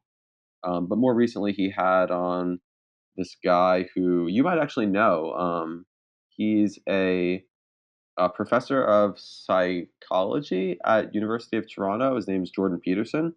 He was a really interesting dude. He's just got a lot to say about the, I guess, socio-political climate in the world and how it's reflected in his own life and in his job. And yeah, like again, like, I don't agree with everything he says. In fact, I think like, he's a fairly cynical guy, to be honest. But I did very much enjoy listening to his perspective. Yeah, I think if you can take a jewel or a gem or a few of wisdom from everything you listen to, like you're just going to kind of be improving yourself, and you just ultimately are going to have a better idea of what works for you. 100%. Every experience we have, every person we meet in our path is an opportunity to learn, no doubt. Yeah. Everyone's a teacher. And you're someone who always put me on to really good teachers. Every time I talk to you, you kind of had someone new. Who are a few of your favorite teachers just from anywhere? You're going to have a dinner party. You can have, you're going to do like a weekend conference where you want to help people just have a more enriched experience. And you're allowed to bring 3 speakers from anywhere. And you're welcome to pull the guys from the Rogan podcast too, if you like. Who would your 3 be? And they can be deceased as well. Oh, wow. Yeah, any 3. Ooh. Well, I definitely want to make the most fulfilling dinner party possible. I mean, the first name that comes to mind is Gandhi. Although I haven't like rigorously studied his teachings or whatever, I just know he was super influential. And having spent time in India, I know he's very much revered as like, almost like a saint. Although, he obviously was more of a politician, I guess, in his later years. Just a guy that his name stuck around for good reason. Like, he was a super influential person. So kind of would have to pick him. I guess the next name that comes to mind is like a Mozart. I just think it's so interesting that he was, able to create such incredible music. There's obviously a host of other guys that go along with him from similar era that have had their music withstand the test of time. But yeah, I guess I would choose him. And the third, I would have to go with Leonardo da Vinci. I got recommended to read a book called How to Think Like Leonardo da Vinci. And it's kind of just about how left and right brain coherence is extremely beneficial for human well being. Yeah, he was in that unique subset of people who were both very scientifically minded, rational, logical, and also extremely creative and artistic and musical. So, yeah, he's a guy that, wow, I mean, a renaissance man. I don't know how else to say Wow, man, you picked some good names. You it. just got like, I'm looking at this list and I'm just, first off, I'm thinking, man, you seem so well read and well researched. On average, how much time a week do you think you spend either reading books or reading articles or, kind of consuming information? Definitely articles more so than books, just because the access to social media is always with you. Like, with cell phones, you can always be having an article around. If you have downtime, you can pull it Yeah. up. I guess I have no excuse. Like, I have an iBooks app on my phone. I could be reading books there too. But yeah, no, I don't read as much as I would like to be honest. Like, I think I probably could stand to do a little bit more reading, but a week, I don't know, maybe say something like an hour or 2 a day. Nothing like super substantial, but enough to, I guess, exercise my mind and familiarize myself with ideas that might be helpful. Yeah, I feel like an hour or 2 a day is pretty solid because, you have to have time for living in there too and just being present and enjoying. Although I find for some people that reading can be a meditation because we have to be there with the words on the page. It really forces us to slow down and be right there. Oh yeah, I heard such an amazing quote. It was a Marcus Aurelius quote. Paraphrasing it was, "I read deeply, not to rest with light and superficial knowledge, nor do I quickly assent to what others have said. And it was just kind of like struck a chord in me. I was like, wow, like I've definitely found myself doing that where kind of just reading to completion as opposed to reading to really absorb the information. And like, no surprise that like the most insightful experiences I've had reading other people's work is, when I really do feel like super aligned and I'm absorbing the information. And and also, the second part of the quote, to not quickly assent to other people's claims, is like, really think about things. Like, even if you really respect somebody, if they say something, to throw in a Buddha quote, is like, you only really know through your own experience. So you have to know what's true for you. And yeah, like, just a great quote. Maybe Marcus Aurelius can come to the dinner party as well. Yeah, we can probably pull up one more seat. Cool. I think he'd get on with the rest of the group. Yeah, it'd be a good crew for sure. Winning team. Yeah. And like that's great. Like recognizing the difference of like reading to either achieve or sound smart, which is kind of what we're programmed in school to do. Yeah. Which is why I think for a lot of people it's a default, versus reading just because you want to. And I'm someone who is always getting like self-help books, knowledge books, things that are going to like give me more tools and techniques. And I find that can wind me up because I'm trying to consume it as quickly as possible. And like I couldn't do fiction. I couldn't do poetry. And then I like started to shift. And like today, I read your blog. I read the 2 posts that you have on there that we can chat about. Yeah. And I was like, cool, I'm actually reading an amount that is not going to take me a huge amount of time. So I can take my time with it and really absorb what the words are here and really sit with what it's bringing up for me, what feelings it's bringing up for me, what memories it's bringing up for me, and have a much richer experience than like, I'm just going to read Chewy's blog so that I know what Chewy did. It's like, no, I want to read Chewy's blog to see, what parallels are there, what lessons are there. And like a lot of the benefit from reading comes from the pauses and the reflection. It's almost like the reading is just like stimulus to get you thinking. And then you're like, okay, now where else can that take me? And like you said, trusting ourselves to do that instead of being like, I need the author to tell me everything and walk me the whole way through. Yeah, I mean, that's extremely well said. I really couldn't have said it better myself. And that's how I approach my own writing is, I essentially go through it with, a lot of diligence to make sure that it has that resonance of the experience that I'm trying to convey, so that when somebody does approach it and read it in the way that you're saying that you did, it does carry with it that feeling, that vibration. So yeah, I mean, it just makes sense that other people that have created profound, whether it's novels or quotes or whatever, would have done the same thing. Yeah. And like that's one thing that I remember is your writing was always epic. Where I'd read, I'd be like, whoa, this guy is on one. I think it's a good one. I think I'd like to be on one, but he's on one.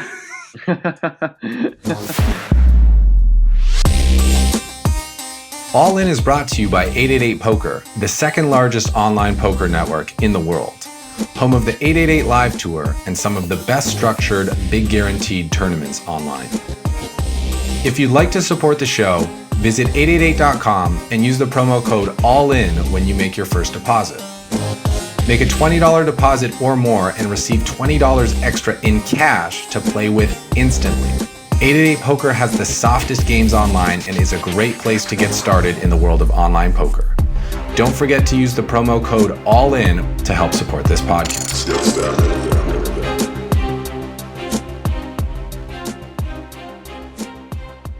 So can you tell us about this new little writing project that you've just put together for those who are not yet aware of it?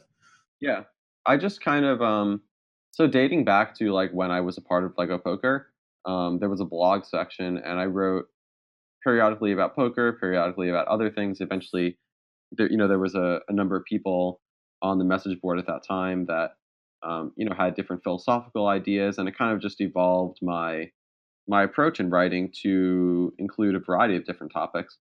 And since Lego Poker ceased to exist, I kind of, in some sense, missed that.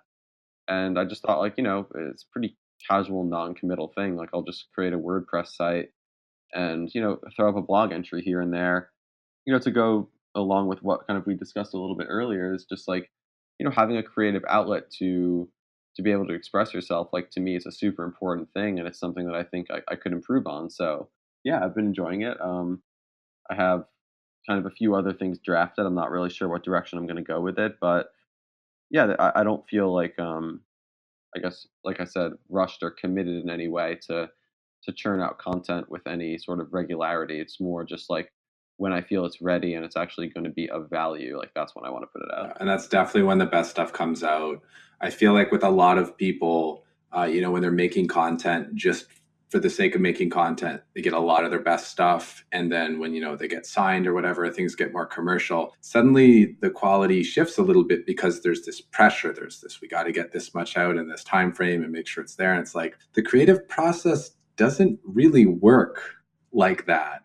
Yeah, you can't put the creative process in a box. Like, I mean, I guess you can try, but what makes it creative by nature is that it's creating. Mm-hmm. Yeah, one of the best pieces of advice I ever got for writing was just a quote that a writer I heard on a podcast made in passing, and he just said, "Yeah, whenever I sit down to write, like, I just write whatever comes out."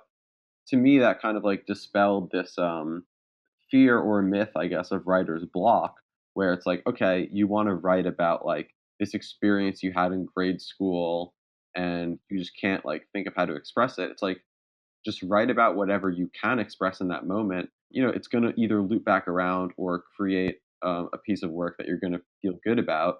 It's almost like, in some sense, again, to relate back to the earlier conversation, not being too attached to like the way things are going to pan out, or being flexible or malleable with your goals or your visions. It's going to be aligned in some way. Yeah. And I really looking at the term writer's block, right? There's a block in the way. And it's Hmm. kind of what you hit on is that sometimes you want to write about something, but something else is on your mind first. Yeah, And you've exactly. got to get that out to create space for the other.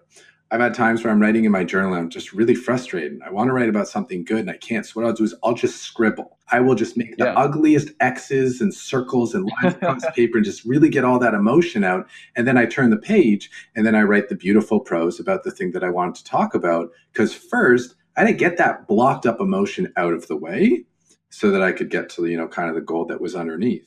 Absolutely, man. That's an awesome method. Yeah, like it's not like we have the beauty of free writing is we don't have to keep everything we write. So you just let yourself write, go through the process, and the good stuff that you want will be there. And you can just throw away the other stuff. But it's important to Yeah, like honor that whole process, right? 100%. And actually, in that Da Vinci book, they mentioned specifically that Da Vinci would carry around with him a notepad and he'd always be scribbling stuff down. Some of it might not have been especially legible, but it was only through that consistent fine tuning and honing of his ability to express himself that he did create the things he did.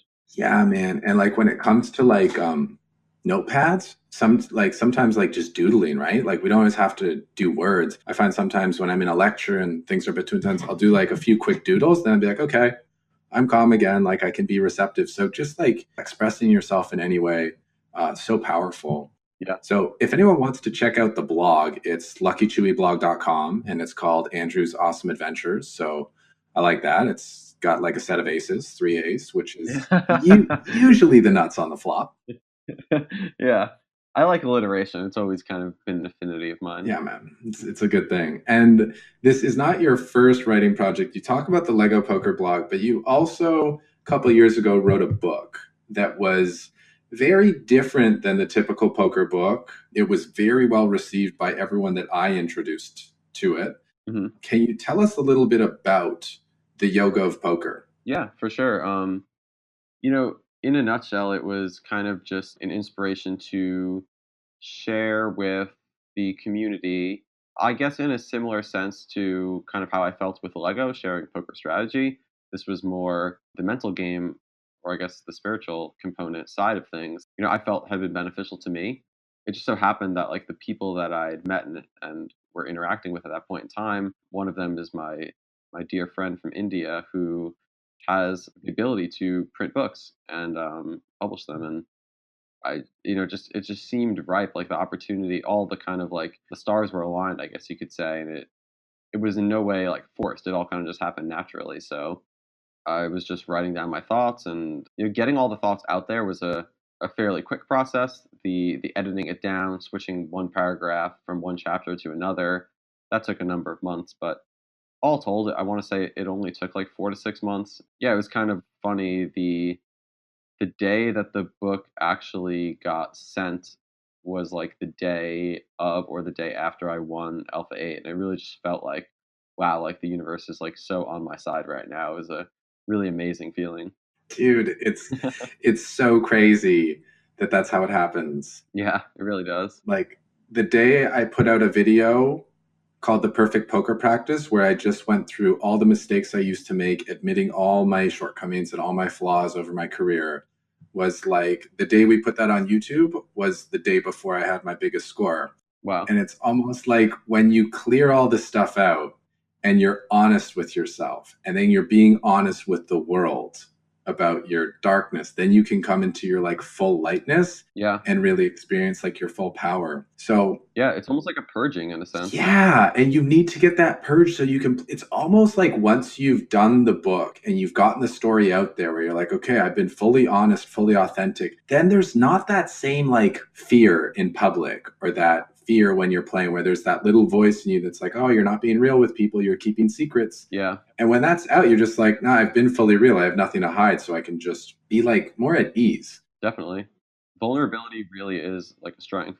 Yeah, actually, you mentioned that in your recent blog, how much you feel vulnerability is important. Yeah. I mean, it's obviously a balancing act. Like, you can't be so vulnerable. Or I guess, like, more of the way I look at it is you can only be as vulnerable as you believe will be beneficial to you. Hmm. And, how far you take that is kind of an individual choice. But I definitely feel that, through my experiences being vulnerable with friends, family, even like newer people that I meet, it's not uncommon that like I'll meet somebody and we'll kind of be having like a pretty like heart to heart interaction in a not so long period of interacting previous to that. And I don't know what it is about like who I am or the way that I speak to people, but like I personally enjoy like the conversation we're having right now. Like, this is one of my most favorite ways to communicate and converse with people.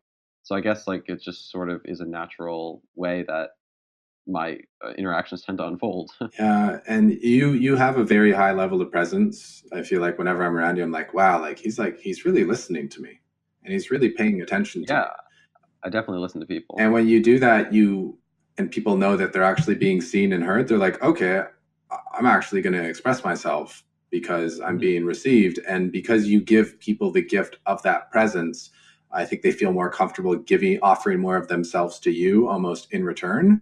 And it's just this beautiful play that allows you to both get so much more out of the interaction.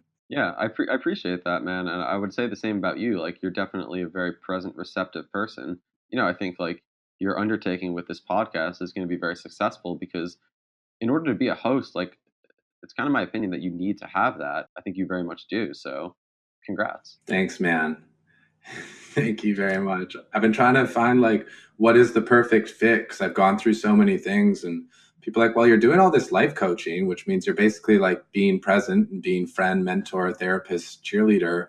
So wouldn't a podcast make sense? I'm like, yeah, you're right. Yeah, And definitely. then I have an excuse to talk to my favorite people who otherwise might be too busy. I'm like, yes, just do a show. And they're like, Yeah, I'm yours. just yeah, for sure. Just a point of interest with me, like if I fail to respond to text messages or emails, which I occasionally do, if you call me, I will always make a concerted effort to either answer the phone if I'm free or get back to you. Although I don't necessarily love this about myself, it is true that like calling, actual voice communication is more, I don't know what the right way to say it is, but it's more of like a factor in like me getting in touch with somebody. Yeah, and like I think it's normal, man. We talked about this on another show where like texting just doesn't have the same level of connection as voice does. And when you're actually like talking with someone like heart to heart, that's got a whole nother level where like I'm much more excited about having a conversation on phone than I am by text. In fact, I just use text to kind of organize stuff. Yeah.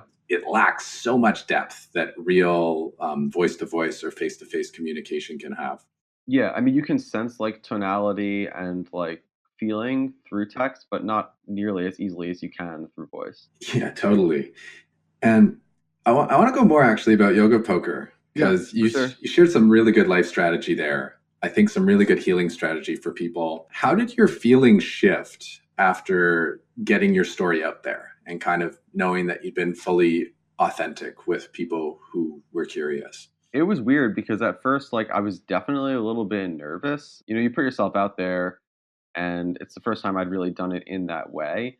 Sure, there was like a level of anxiety of like, and it's all irrational. I mean, that's the funny thing that I found about like negative beliefs or anxiety or whatever is it's not irrationally derived feeling. It's because you are thinking about what other people might think about you or whatever. So overcoming that and seeing that there was like a positive response to it was a really great feeling. And it was kind of cool also because it did open the door to have a lot of conversations and interactions similar to what we're having right now, where previous to me kind of putting myself out there and saying like, hey, this is who I am, this is like what I vibe with, the door wasn't really as easily opened for that. Yeah. Yeah, I know what you mean. Like once people know that these points of connection are available, Hmm. suddenly they're like, yeah, I'm actually really into that too. Like, and I didn't have anyone to talk about it with. Can I talk to you about it? And you're like, hell yeah. Yeah, exactly. Exactly. That's great, man. I'm really happy you had that positive experience and that really great reception of doing that project. 'Cause I know like it's scary, man. Especially talking about like the big mistakes that we made and stuff and the like embarrassing stuff. It's so scary to put that out. Yeah. Wow, the feeling you get after you put it out and find out you're not the only one who had that, or other people have had even worse experiences. And you're like, oh, like, I'm okay. I shared my big dark secret and like, I'm totally okay.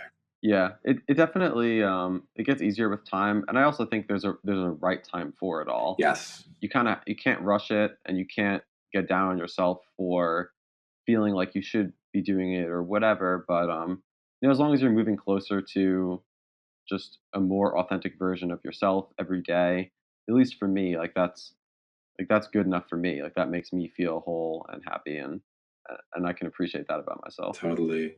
I feel like it's about going to our edge and stepping out of our comfort zone somewhat, Mhm. but not too much. You know, going as much as we can handle and then kind of coming back to center, processing, and then be like, okay, I'll do that again.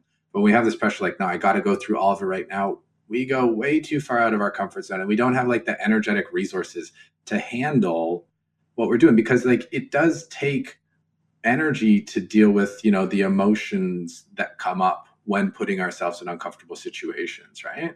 Yeah, absolutely. Yeah, and I feel like the more I've been doing like Qi Gong and stuff, for example, and I build my energy up, the more I'm like, okay, I can go face that thing that I was really afraid of for a long time because my nervous system is strong enough now. Like you said, it gets easier and easier because A, we see that things aren't as bad as we thought they were going to be, and B, also our system's just like stronger that it can handle tough emotions that it couldn't before. Yeah, most definitely. That's kind of a funny irony of like, facing fear in general. Like I heard a great quote. It's like, whatever you're afraid of would be true about yourself if you faced whatever or did whatever. It'll never really be true. Like it's always a deception of the mind. And to me, like that's kind of like a fun challenge of the human experience is overcoming those fears and growing and learning and facing them and you're always going to be better for it. But then, yes, there is also that component of being gentle with yourself, and especially during times of transition, and just knowing what's right for you and when it's right for you. Yeah, just definitely like take your time with things, no rush. There's no rush at all. There's no rush.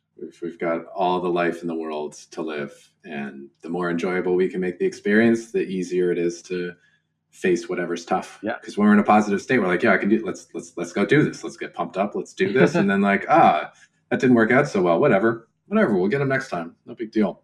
Yeah, yeah, for sure. You always learn. You always grow. Yeah. So, do you think this also like relates to the highs? In what sense? Like when you had your experience of like winning the Alpha 8, for example, did you feel that was something you had to build up emotionally to be able to be ready to handle, you know, a seven-figure payday?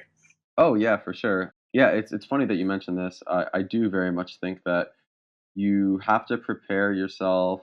You have to be so aligned and so okay with like my take on like why people aren't successful sometimes is they psych themselves out. Like they have all these opportunities and whatever kind of belief they have about themselves, or like a lack of self-worth, or like money's the root of all evil, or any like offshoot of those kind of like limiting beliefs, in my opinion, are often what cause people to fail in certain cases. And I wouldn't even really say failure. It's a step along the path to success where, it's going to make them that much more likely to succeed next time, insofar as they've now had an opportunity to learn and grow from the person they were, so that they're more able to be that person who will achieve the goal that they want. Hmm. But yeah, like I think there's a sort of ramping up of like, okay, I'm ready, like I'm ready to be ready to have that experience type of thing.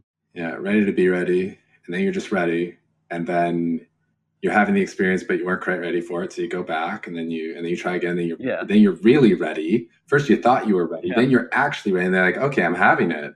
yeah, exactly. And then when you're like beyond ready, you're like, okay, I'm having it, and I'm actually fully with it because I'm not even thinking about it anymore. I'm just in the moment. Yeah, and that's really the most beautiful part of it, is just being fully with it. And it's, I've never surfed, but kind of the analogy I use is like you're surfing the wave of life. Yeah. It's like you're so in it, you're so present. Yeah, you're just with it. That really, you said it best. Very cool. You had this big score at the Alpha 8 for 1.8 million, and then it looks like you went on a bit of a heater. You have a few first places in some high rollers, a bunch of final tables, and then, a year and a half later, you win your first bracelet. So tell me what it was like during this rush here and kind of what you were doing differently compared to before, if anything. Yeah, I mean, I've always kind of believed that whenever you have success in poker, your confidence is going to be increased. Like your trust in yourself is never stronger than after a big victory. So you can kind of ride that rush as long as like you are able to stay somewhat humble with yourself, not become overly arrogant or egotistical, and just continue to churn out good results. There's a very fine line between, in my opinion, idiocracy and genius. And in poker, like sometimes making like that big call or that big bluff, it's a lot easier when you have months of success behind you, or even just one big win, than if you have a few months of losing behind you. And I think that's something that's somewhat unanimous amongst at least the poker players I've spoken to. And like, yeah, your mind plays tricks on you, and you sort of have to be grounded in reality and honest with yourself about like what is actually a good idea, what is my ego, what is sound strategy. So yeah, like after I after I was fortunate enough to win the Alpha 8 tournament, like I was definitely in that place. And yeah, I mean it continued on for quite a while after that, and for the majority, I would say, of 2015, almost maybe up until that tournament came around again. Like I kind of just cruised through, had some amazing scores, even some online. It definitely seemed to have been a catalyst for me to continue approaching poker with that confidence. Yeah. And this is shortly after you've released the book. Is this when you're in the time where you've got kind of a good network of friends around you? You have a couple of mentors in the mix. You're doing your energy practices. You're eating well. Would you say you were kind of really living life to the fullest simultaneously to playing your best poker game? I would say I agree with most of that. Like it was a new era of my life. Like I'd never really been as devoted to, I guess you could call it, spiritual practices, for lack of a better explanation, although that might be somewhat misconstrued by people. Yeah, like there was a lot of energy work I was doing. It was a more regimented self care system, I would say, than anything I've had in the past, where it was like, okay, this method or this system gave me this result. And I kind of, I guess, consciously or subconsciously realized at the time that this system allowed me to attain this. It's probably going to be the same system that allows me to sustain this. Looking back, could I have done things in a more fulfilling way? Sure, yeah, I probably could have. And I guess that's probably true of many situations in life. You look back and you think like, yeah, there was more optimal ways to approach the situation. But yeah, I mean, at the time, like insofar as poker specifically was going, it was definitely working out for me. Yeah.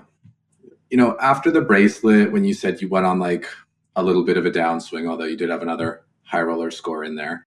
Were you starting to shift away and thinking, maybe I've made enough money from poker for a bit, or maybe I've kind of achieved what I wanted to, and you're starting to shift another direction? Or was there stuff happening in your personal life? Like, what really do you feel caused you to start to go on that downswing and lose a little bit of the passion and drive that you'd had previously? I would say that as much as my energy was like pretty much fully devoted to poker up until that point, it was actually like a week before that Aria victory. I forgot about that one or neglected to mention it. I'd gone on a trip with a bunch of friends and like had a ton of fun and like just did a bunch of hiking and just fun outdoor stuff. And coming back, like that was the first tournament I played, and like yeah, that was an amazing feeling. And I guess after that, I kind of realized that I wanted more of those experiences, and as grateful as I was for like the success I was having in poker, like I guess my focus was slightly diverted to want to have more sort of fun social experiences. In a sense, it's somewhat cyclical. Like, after my experiences in 2009 at the World Series, where I fully focused on poker, the next summer I just spent a bunch of time like partying, hanging out with friends, and my results weren't as good. And that's okay. Like, I guess, going back to what we mentioned about extremes, kind of just exploring different avenues and approaches to different things in life. Yeah, it was through, I guess, my losing then and my losing over this last year that I realized that, okay, I don't have to force myself to play all the time. I can play much smaller if I want, and just having a balanced lifestyle where I'm both working on my relationships and my health and my poker, and it's all kind of able to be synergistically integrated together seems to be most optimal. But yeah, specifically, I would say that it was more me looking at my life and realizing that there was kind of an opportunity for there to be more where I kind of had blinded myself to it in a sense. And a lot of that has to do with like romance. Like I had a 4.5 year relationship that ended a few months before the Alpha 8.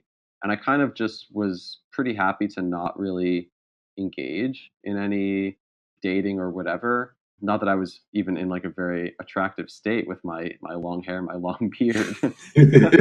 But it was around this time, like hanging out with my buddies, just getting reflections from them and them asking me questions about my life and like dating if I was interested in stuff. Kind of sparked in me the realization that like, yeah, I am interested. Maybe I'd, somewhat superficially blinded myself to the fact that I was interested. Yeah, it was just another experience of learning and growth. And I wouldn't say that my downswing was entirely attributed to that. There's also just the element of balance in all things in life. And like, although Fedor seems to have at least momentarily kind of smacked this aspect in the face, I think that as much as you win, like you're going to have to lose sometimes. Like I think life is fair enough that it gives everybody an opportunity to win, and that's kind of the joy of, I guess, in some sense, the solace you can take with losing in a poker tournament is like, well, it wasn't my day today, but this other guy won, and he's a great guy, and he works super hard too, and he also deserves to have that feeling of success. Totally. Totally. And you make a lot of really good points. One is that, when you're feeling like you're in form, that's the time to push it. Yeah. And when you're feeling like you're not in form, you can still enjoy the game, but you don't have to play your usual high stakes game because you're not in rhythm for that. Yeah. And it doesn't mean like, oh, I can't play poker when I'm not working hours. No, I just probably shouldn't play the stakes that I usually do or take shots when I'm in that state. Yeah. You also mentioned, there's seasons for everything in life. There's seasons for achievement, there's seasons for success, but then there's also seasons for, success in our personal lives. Mm-hmm. There's seasons where happiness is the EV of happiness is more important than the EV of money, especially when we get to a point where we have, an abundance of money, Mm-hmm. where we're getting diminishing returns from that. And I read in your blog that you had a pretty cool last couple months with some pretty fun experiences with, I think it was the eclipse ceremony in Oregon, Mm-hmm. and your first trip to Burning Man. Two things I'm extremely curious about and drawn to. Can you share a little bit of the feeling, a little bit of the state of what it was like to just go out there into, the wilderness with some friends, get away from society, get away from technology, get away from competition and all those pressures, and just kind of be together in nature. Yeah, this was a couple months after World Series where I guess I sort of realized that I was, in a sense, butting my head against the wall, like playing when I wasn't really feeling it because I felt I had, some sort of obligation from a like monetary perspective or whatever it may have been. I think that was, part of the contributing factor. But yeah, I got an invite to go to Oregon to watch the eclipse at a festival, and I'd had a lot of friends that had gone to festivals and really enjoyed it, and I'd never been. So my girlfriend and I drove up to Oregon, and went with a group of a few friends that we have in Vegas, and they knew a few other people, and in all total, I would say our camp had around like 15 to 20 people, with some people coming and going as the week went on. But it was super cool experience. It was just like a really interesting environment because everyone's just living in like essentially the dirt. Like, I mean, you're just camping out in this like big open field, and it was just a lot of fun. Like, you just really had the opportunity to just deepen personal human connection. There was like so many amazing workshops. Like, they had sound healing, they had yoga, they had ecstatic dance, tai chi, qi gong, just like anything, any sort of like alternative thing that you could imagine, they had there. They had like all sorts of different lectures from people just sharing different perspectives. They had amazing, incredibly amazing. I was so shocked at how good the food was, and it's just all these amazing vendors open 24/7. Like, you want to go get like a chocolate coconut smoothie at 3 a.m., like they're there to serve it to you. By no means was the food cheap. Like, if you truck out like high quality organic food to the middle of nowhere, Oregon, like you're gonna pay for it. But yeah, it was a super cool week, and as I mentioned in the blog, like the culmination of it all with the eclipse, it was just really cool. Like, everyone's sitting around the lake. They'd built like this pretty cool structure where a bunch of people were hanging out on, almost like it was a, I want to call it a tree house, but it wasn't actually attached to a tree. It was just like a giant kind of like structure. Yeah, I mean, it was just really, really wild, like seeing the moon eclipse the sun. I would recommend anyone who has the opportunity to see it at some point to do so. It's just really unusual. Definitely gives you a deeper appreciation for cosmology and just like how like everything's connected and the planets and the constellations and all this like interplay with like our experience on Earth. So yeah, that was really, really cool experience. Definitely made me see why people enjoy festivals and like what they offer, what's different about them. Got to kind of refine my perspective from like what expectations I had, which I attempted to not go in with many, but naturally there are some things like you're concerned about. Like, I was there for 5 days, like I didn't get to shower at any point, and that was okay. It wasn't a big deal. I thought it was going to be like a lot more uncomfortable, but everybody just kind of embraces it, and it's just like, okay, this is sort of what camping is in a sense.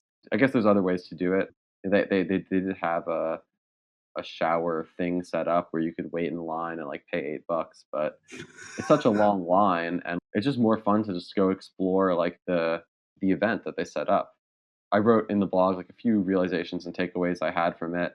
But yeah, it was super cool. Really glad that I actually made the effort to go through the process of driving up there and actually putting myself in that environment. Yeah, it sounds like you had a really good group, and through letting go of the things that you think you need, like showers, cleanliness, whatever other things we think we need, that you were able to, when all those things were stripped away, you Hmm. were able to connect with what it is that you really crave at the deepest level, which is just love and connection with your fellow human beings and sentient beings and the planet and the cosmos, right? Yeah, definitely. And like it's been a theme of many of our conversations in this one is like it's a balance. Like, you can't do that forever, but for a certain period of time, it can give you a super valuable reflection. It did give me a deeper feeling of connection. I can honestly say that, and And for that, I'm definitely very grateful. Yeah. And I think that's something that's really cool. I never really got, my parents told me that, like, if you want to build relationships, like, do more activities with the people.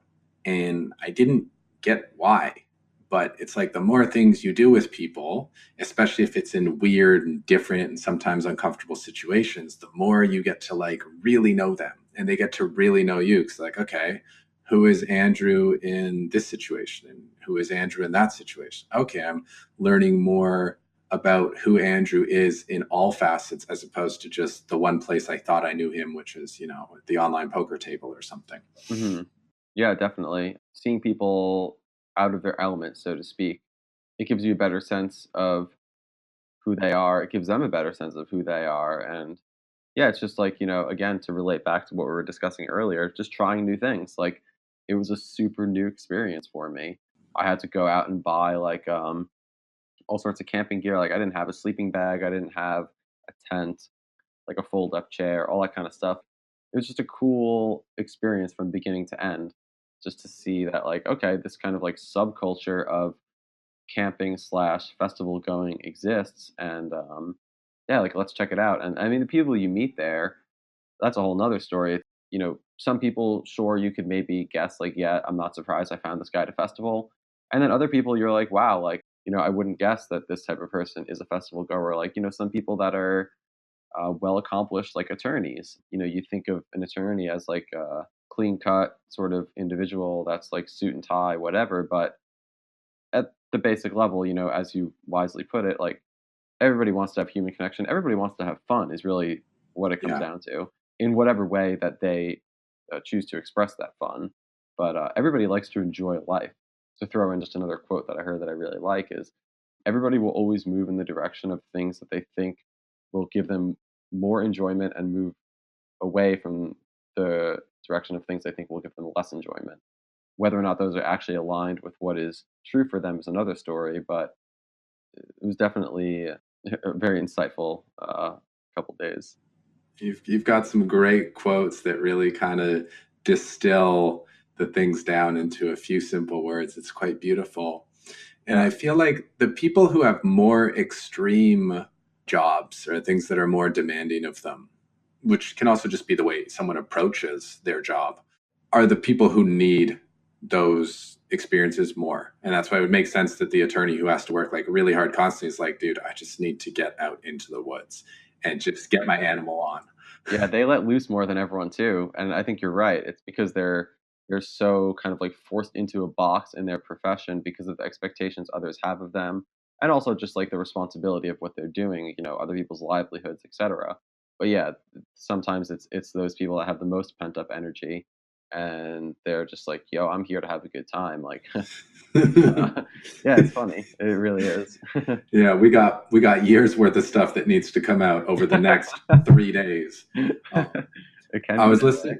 Yeah, I was listening to a podcast from actualize.org, and the guy who was on was talking about the importance of having time every day where you can just be your true self. Some people call it your animal self, some people call it your spirit self, some people call it your higher self, but just like your authentic self. Hmm. You need, if you can have some time every day to just be your authentic self, which is where I think like the painting and the music and the dancing and the singing all come into play, then there isn't that kind of backlog. There isn't that buildup of tension that is just waiting to be released. It just kind of keeps us balanced at all times. 100%. And I think with those practices comes the opportunity to then have the carryover be more substantial into what may have previously been an activity where you weren't really being your true authentic self. And then it's like, okay, more and more, like I'm just being who I am. And then before you know it, it's like, oh, I'm always just being who I am. And my life is just as a byproduct more enjoyable for me. Yeah. Yeah. 100%. There's no friction. There's no resistance. You are just totally in the flow. Yeah, it's a beautiful thing. Yeah.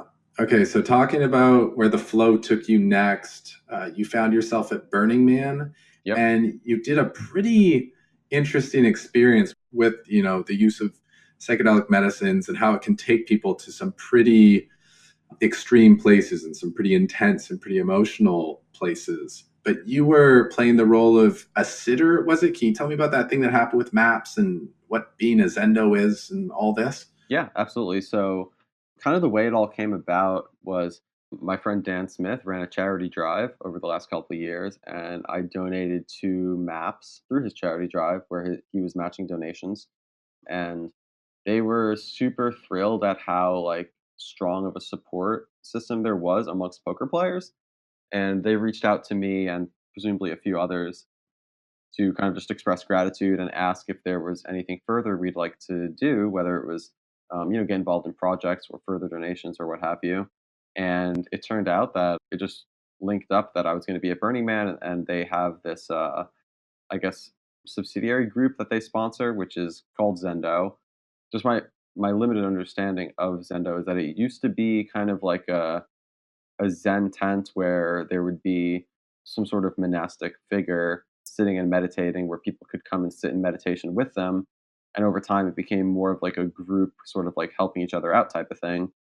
What it is in this current day and age at the places they set it up is just a safe space for people to come and either talk through challenges that they're having or just to just rest and just have just a safe space where like you're out of the quote unquote chaos of like the party environment, or you want to get away from your friends for a little while, you just want to talk to somebody that's completely unbiased and has no other interest other than to just like help you out. And so I committed to having this experience, and I sat as a sitter for 2 8-hour shifts. And kind of the way it worked was they gave you a brief introductory seminar of, these are the do's, these are the do nots.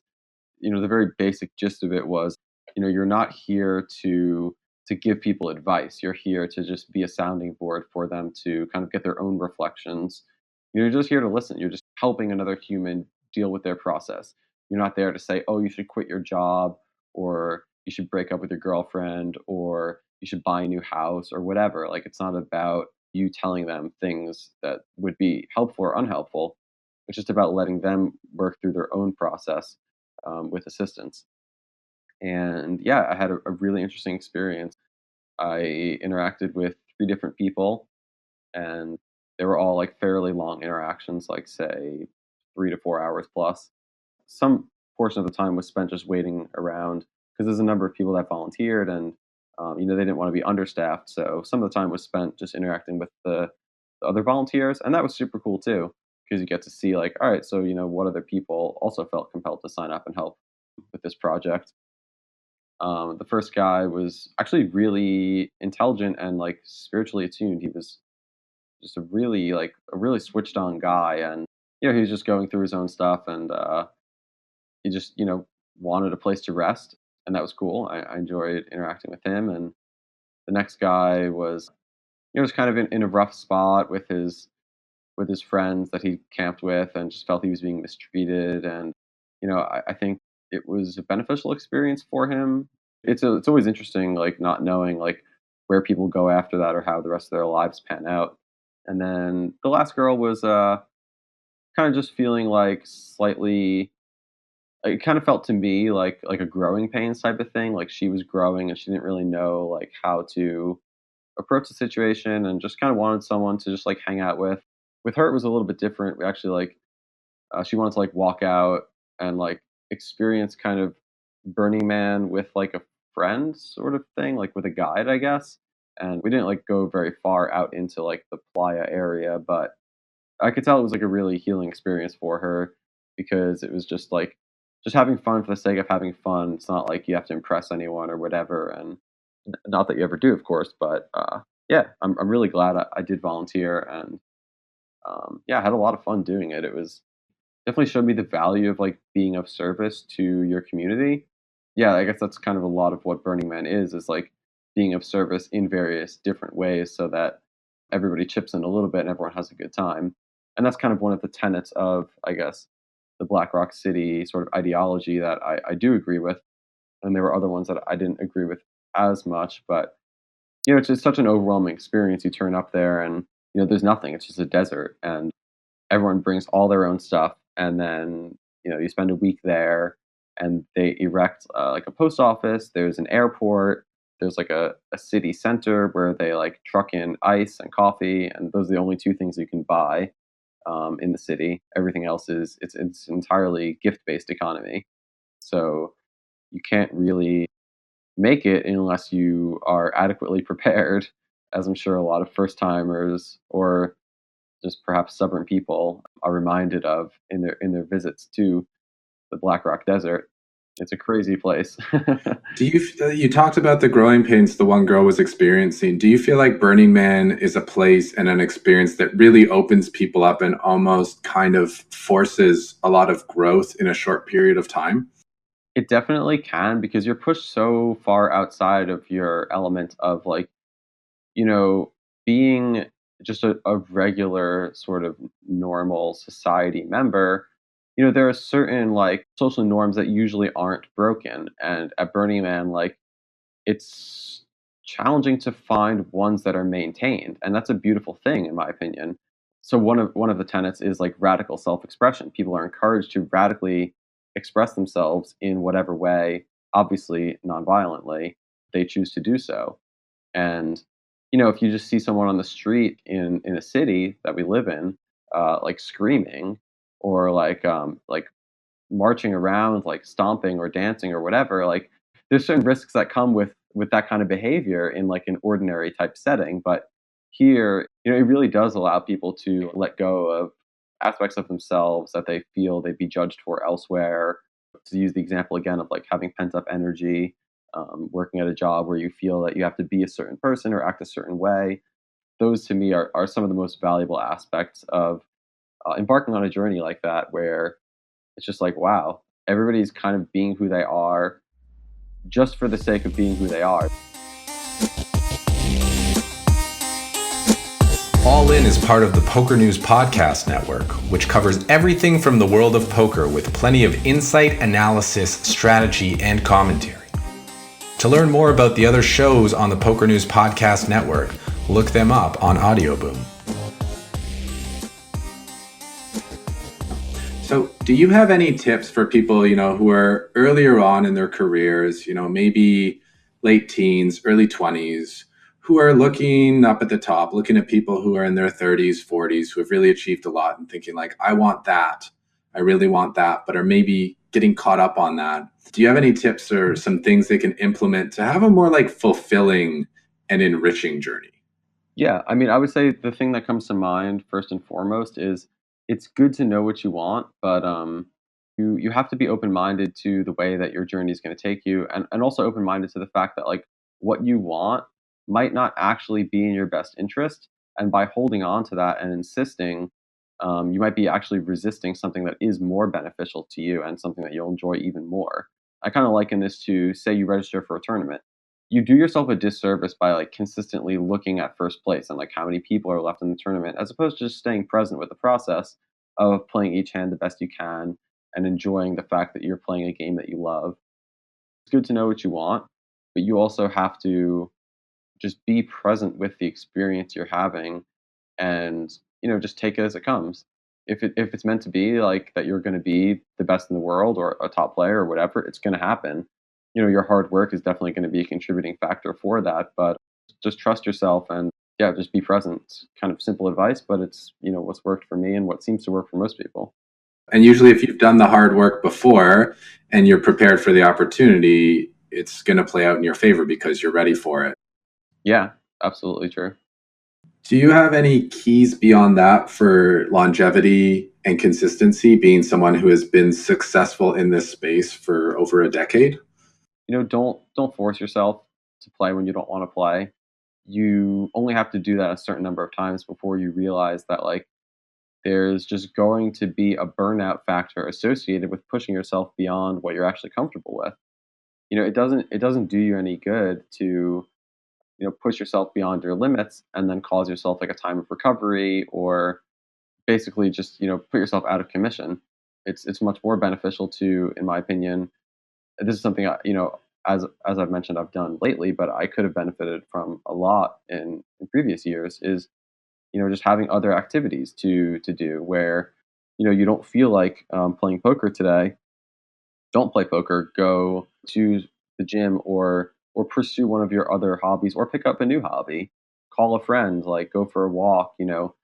kind of ties hand in hand with like the trying new things sort of approach. But let and this is something I like that's helped me is like let the other things that you do in your life be like metaphors for poker and allow the different experiences that you have shape your perspective of poker as well. I'm not sure if that is making that much sense to everybody, but for me that's been really nice. Yeah. Okay, so we talked quite a bit about balance, and you listed some of the things like hobbies, relationships. If you could pick a list of, maybe 5 to 10 ingredients for a happy life or areas to stay aware of to maintain happiness, what do you think would go on that list? I think the biggest thing is being a part of a community, like definitely having a support system of just people that you trust and people that care about you and people you can bounce ideas off of. Insofar as like being your true authentic self, most people seem to more easily flourish in that aspect of their lives with people that they are already close to. So, insofar as like incremental progress goes, having that group of people that you can be yourself around. It doesn't have to be like hundreds of people, even just like a family. Just like really cherishing your personal relationships and just being grateful. I really strongly believe that like having a deep appreciation for everything that happens to you in your life, and I mean truly everything that happens to you, is extremely integral to growing as a person, and really just giving everything a positive meaning, whether or not you actually know why something's happening, or even the things that feel as if they're horrendously terrible things, like really just do your absolute best to give them a positive meaning. And it is my belief that you will get a positive effect out of it, if nothing else than just the fact that you relate to something that you previously had thought of as negative in a more positive way. Say, your neighbor is your neighbor's kind of a dick, and you're just upset about that, and he like leaves trash outside of his house, or his dog barks too loud, or whatever. And you could, just using this as an example, you could kind of look at it as, oh, my neighbor is frustrating me. I'm really unhappy with the way he's acting. Or you could look at it in a way as like, my neighbor's going through his own process. He wants to improve just as much as a human as I do in my own life, and he's just going about it in his own way. And it's really just like your perspective, the way you frame things, the way you kind of interface with the world around you and the people that are around you. It even, in my opinion, opens up the opportunity for them to grow just by relating in your own mind to them that way. Because I think a lot of human interaction is non-physical in just the way that we think about things and the way that the things we hold to be true, do, in my opinion, either limit or expand the opportunities that or the experiences that we have as a result of those things. So yeah, I would say that definitely, cherish your relationships, be grateful, and be positive. It's very simple advice, but it's the repetitive employment of these sort of techniques that I think gives them value. Wow. Wow, bro, that last quote you said about the things that we hold true limit or expand the opportunities we have as a result of those things, like those beliefs that we have. That's a powerful thought right there. I'm glad you think so.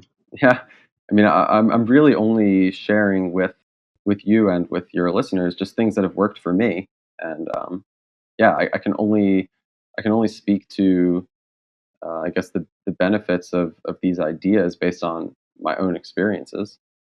I'm really curious what the best memory you have had, which you feel was in part thanks to poker and the fact that you went down the path of poker.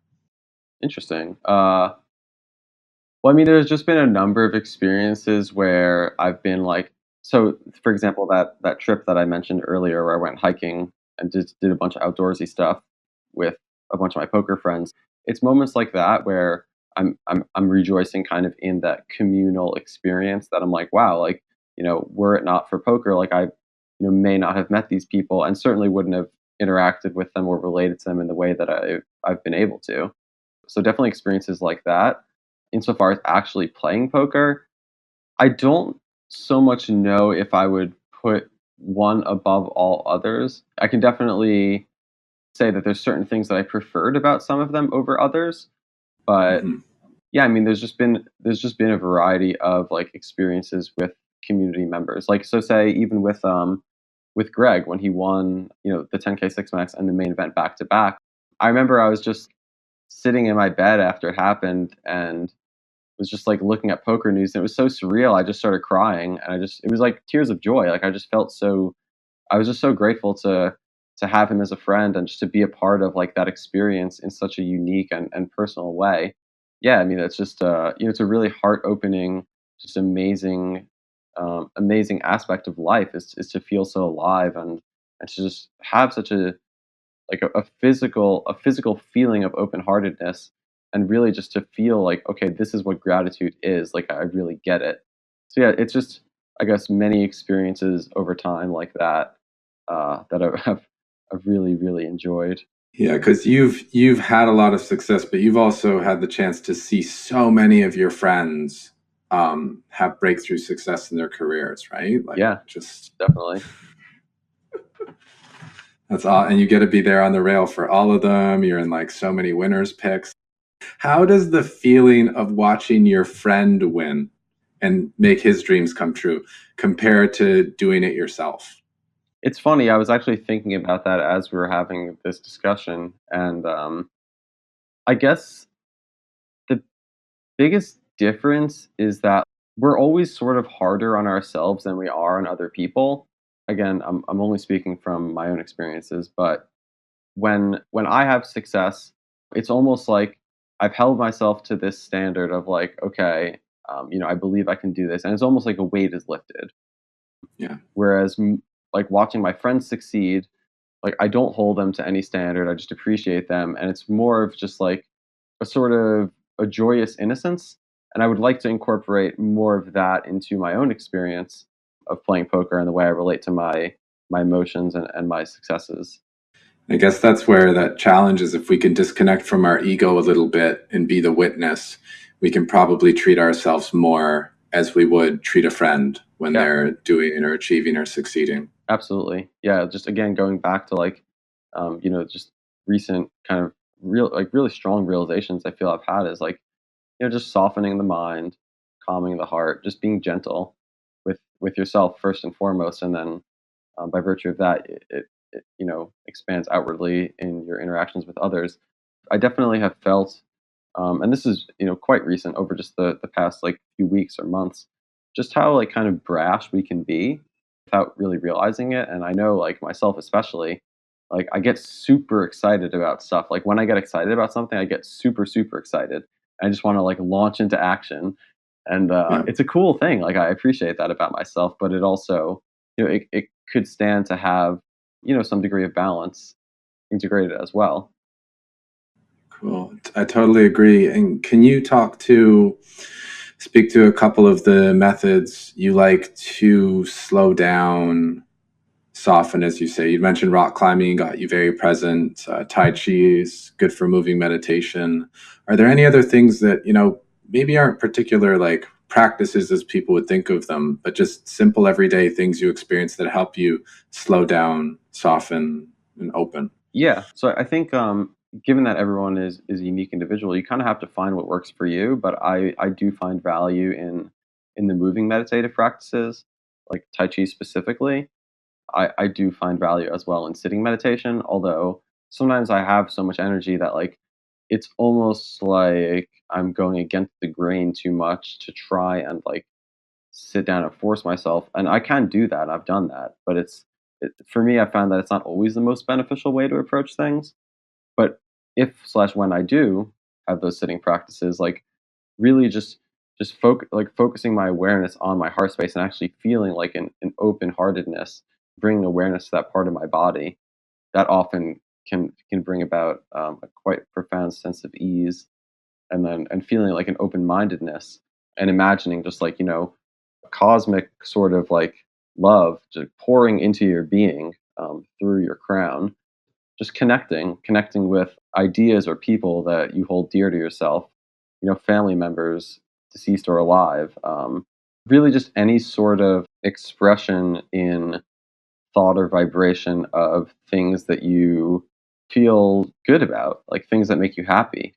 To me, that's kind of like the majority of what a personal practice kind of is. It's like just the expression and appreciation of things that you enjoy, and through that feeling of gratitude, you allow more of that to come into your life. Super, super beautiful. Super beautiful. I love it. Thanks, man. I love you. And I'm with you. So good to connect with the friends. Like I love that we live in this world where we can do this. And as much as I wish I was in Vegas with you in the living room having this conversation face to face, this is a pretty sweet close second. Yeah, it's a good compromise, and we'll get to do that at some point as we have in the past, for sure.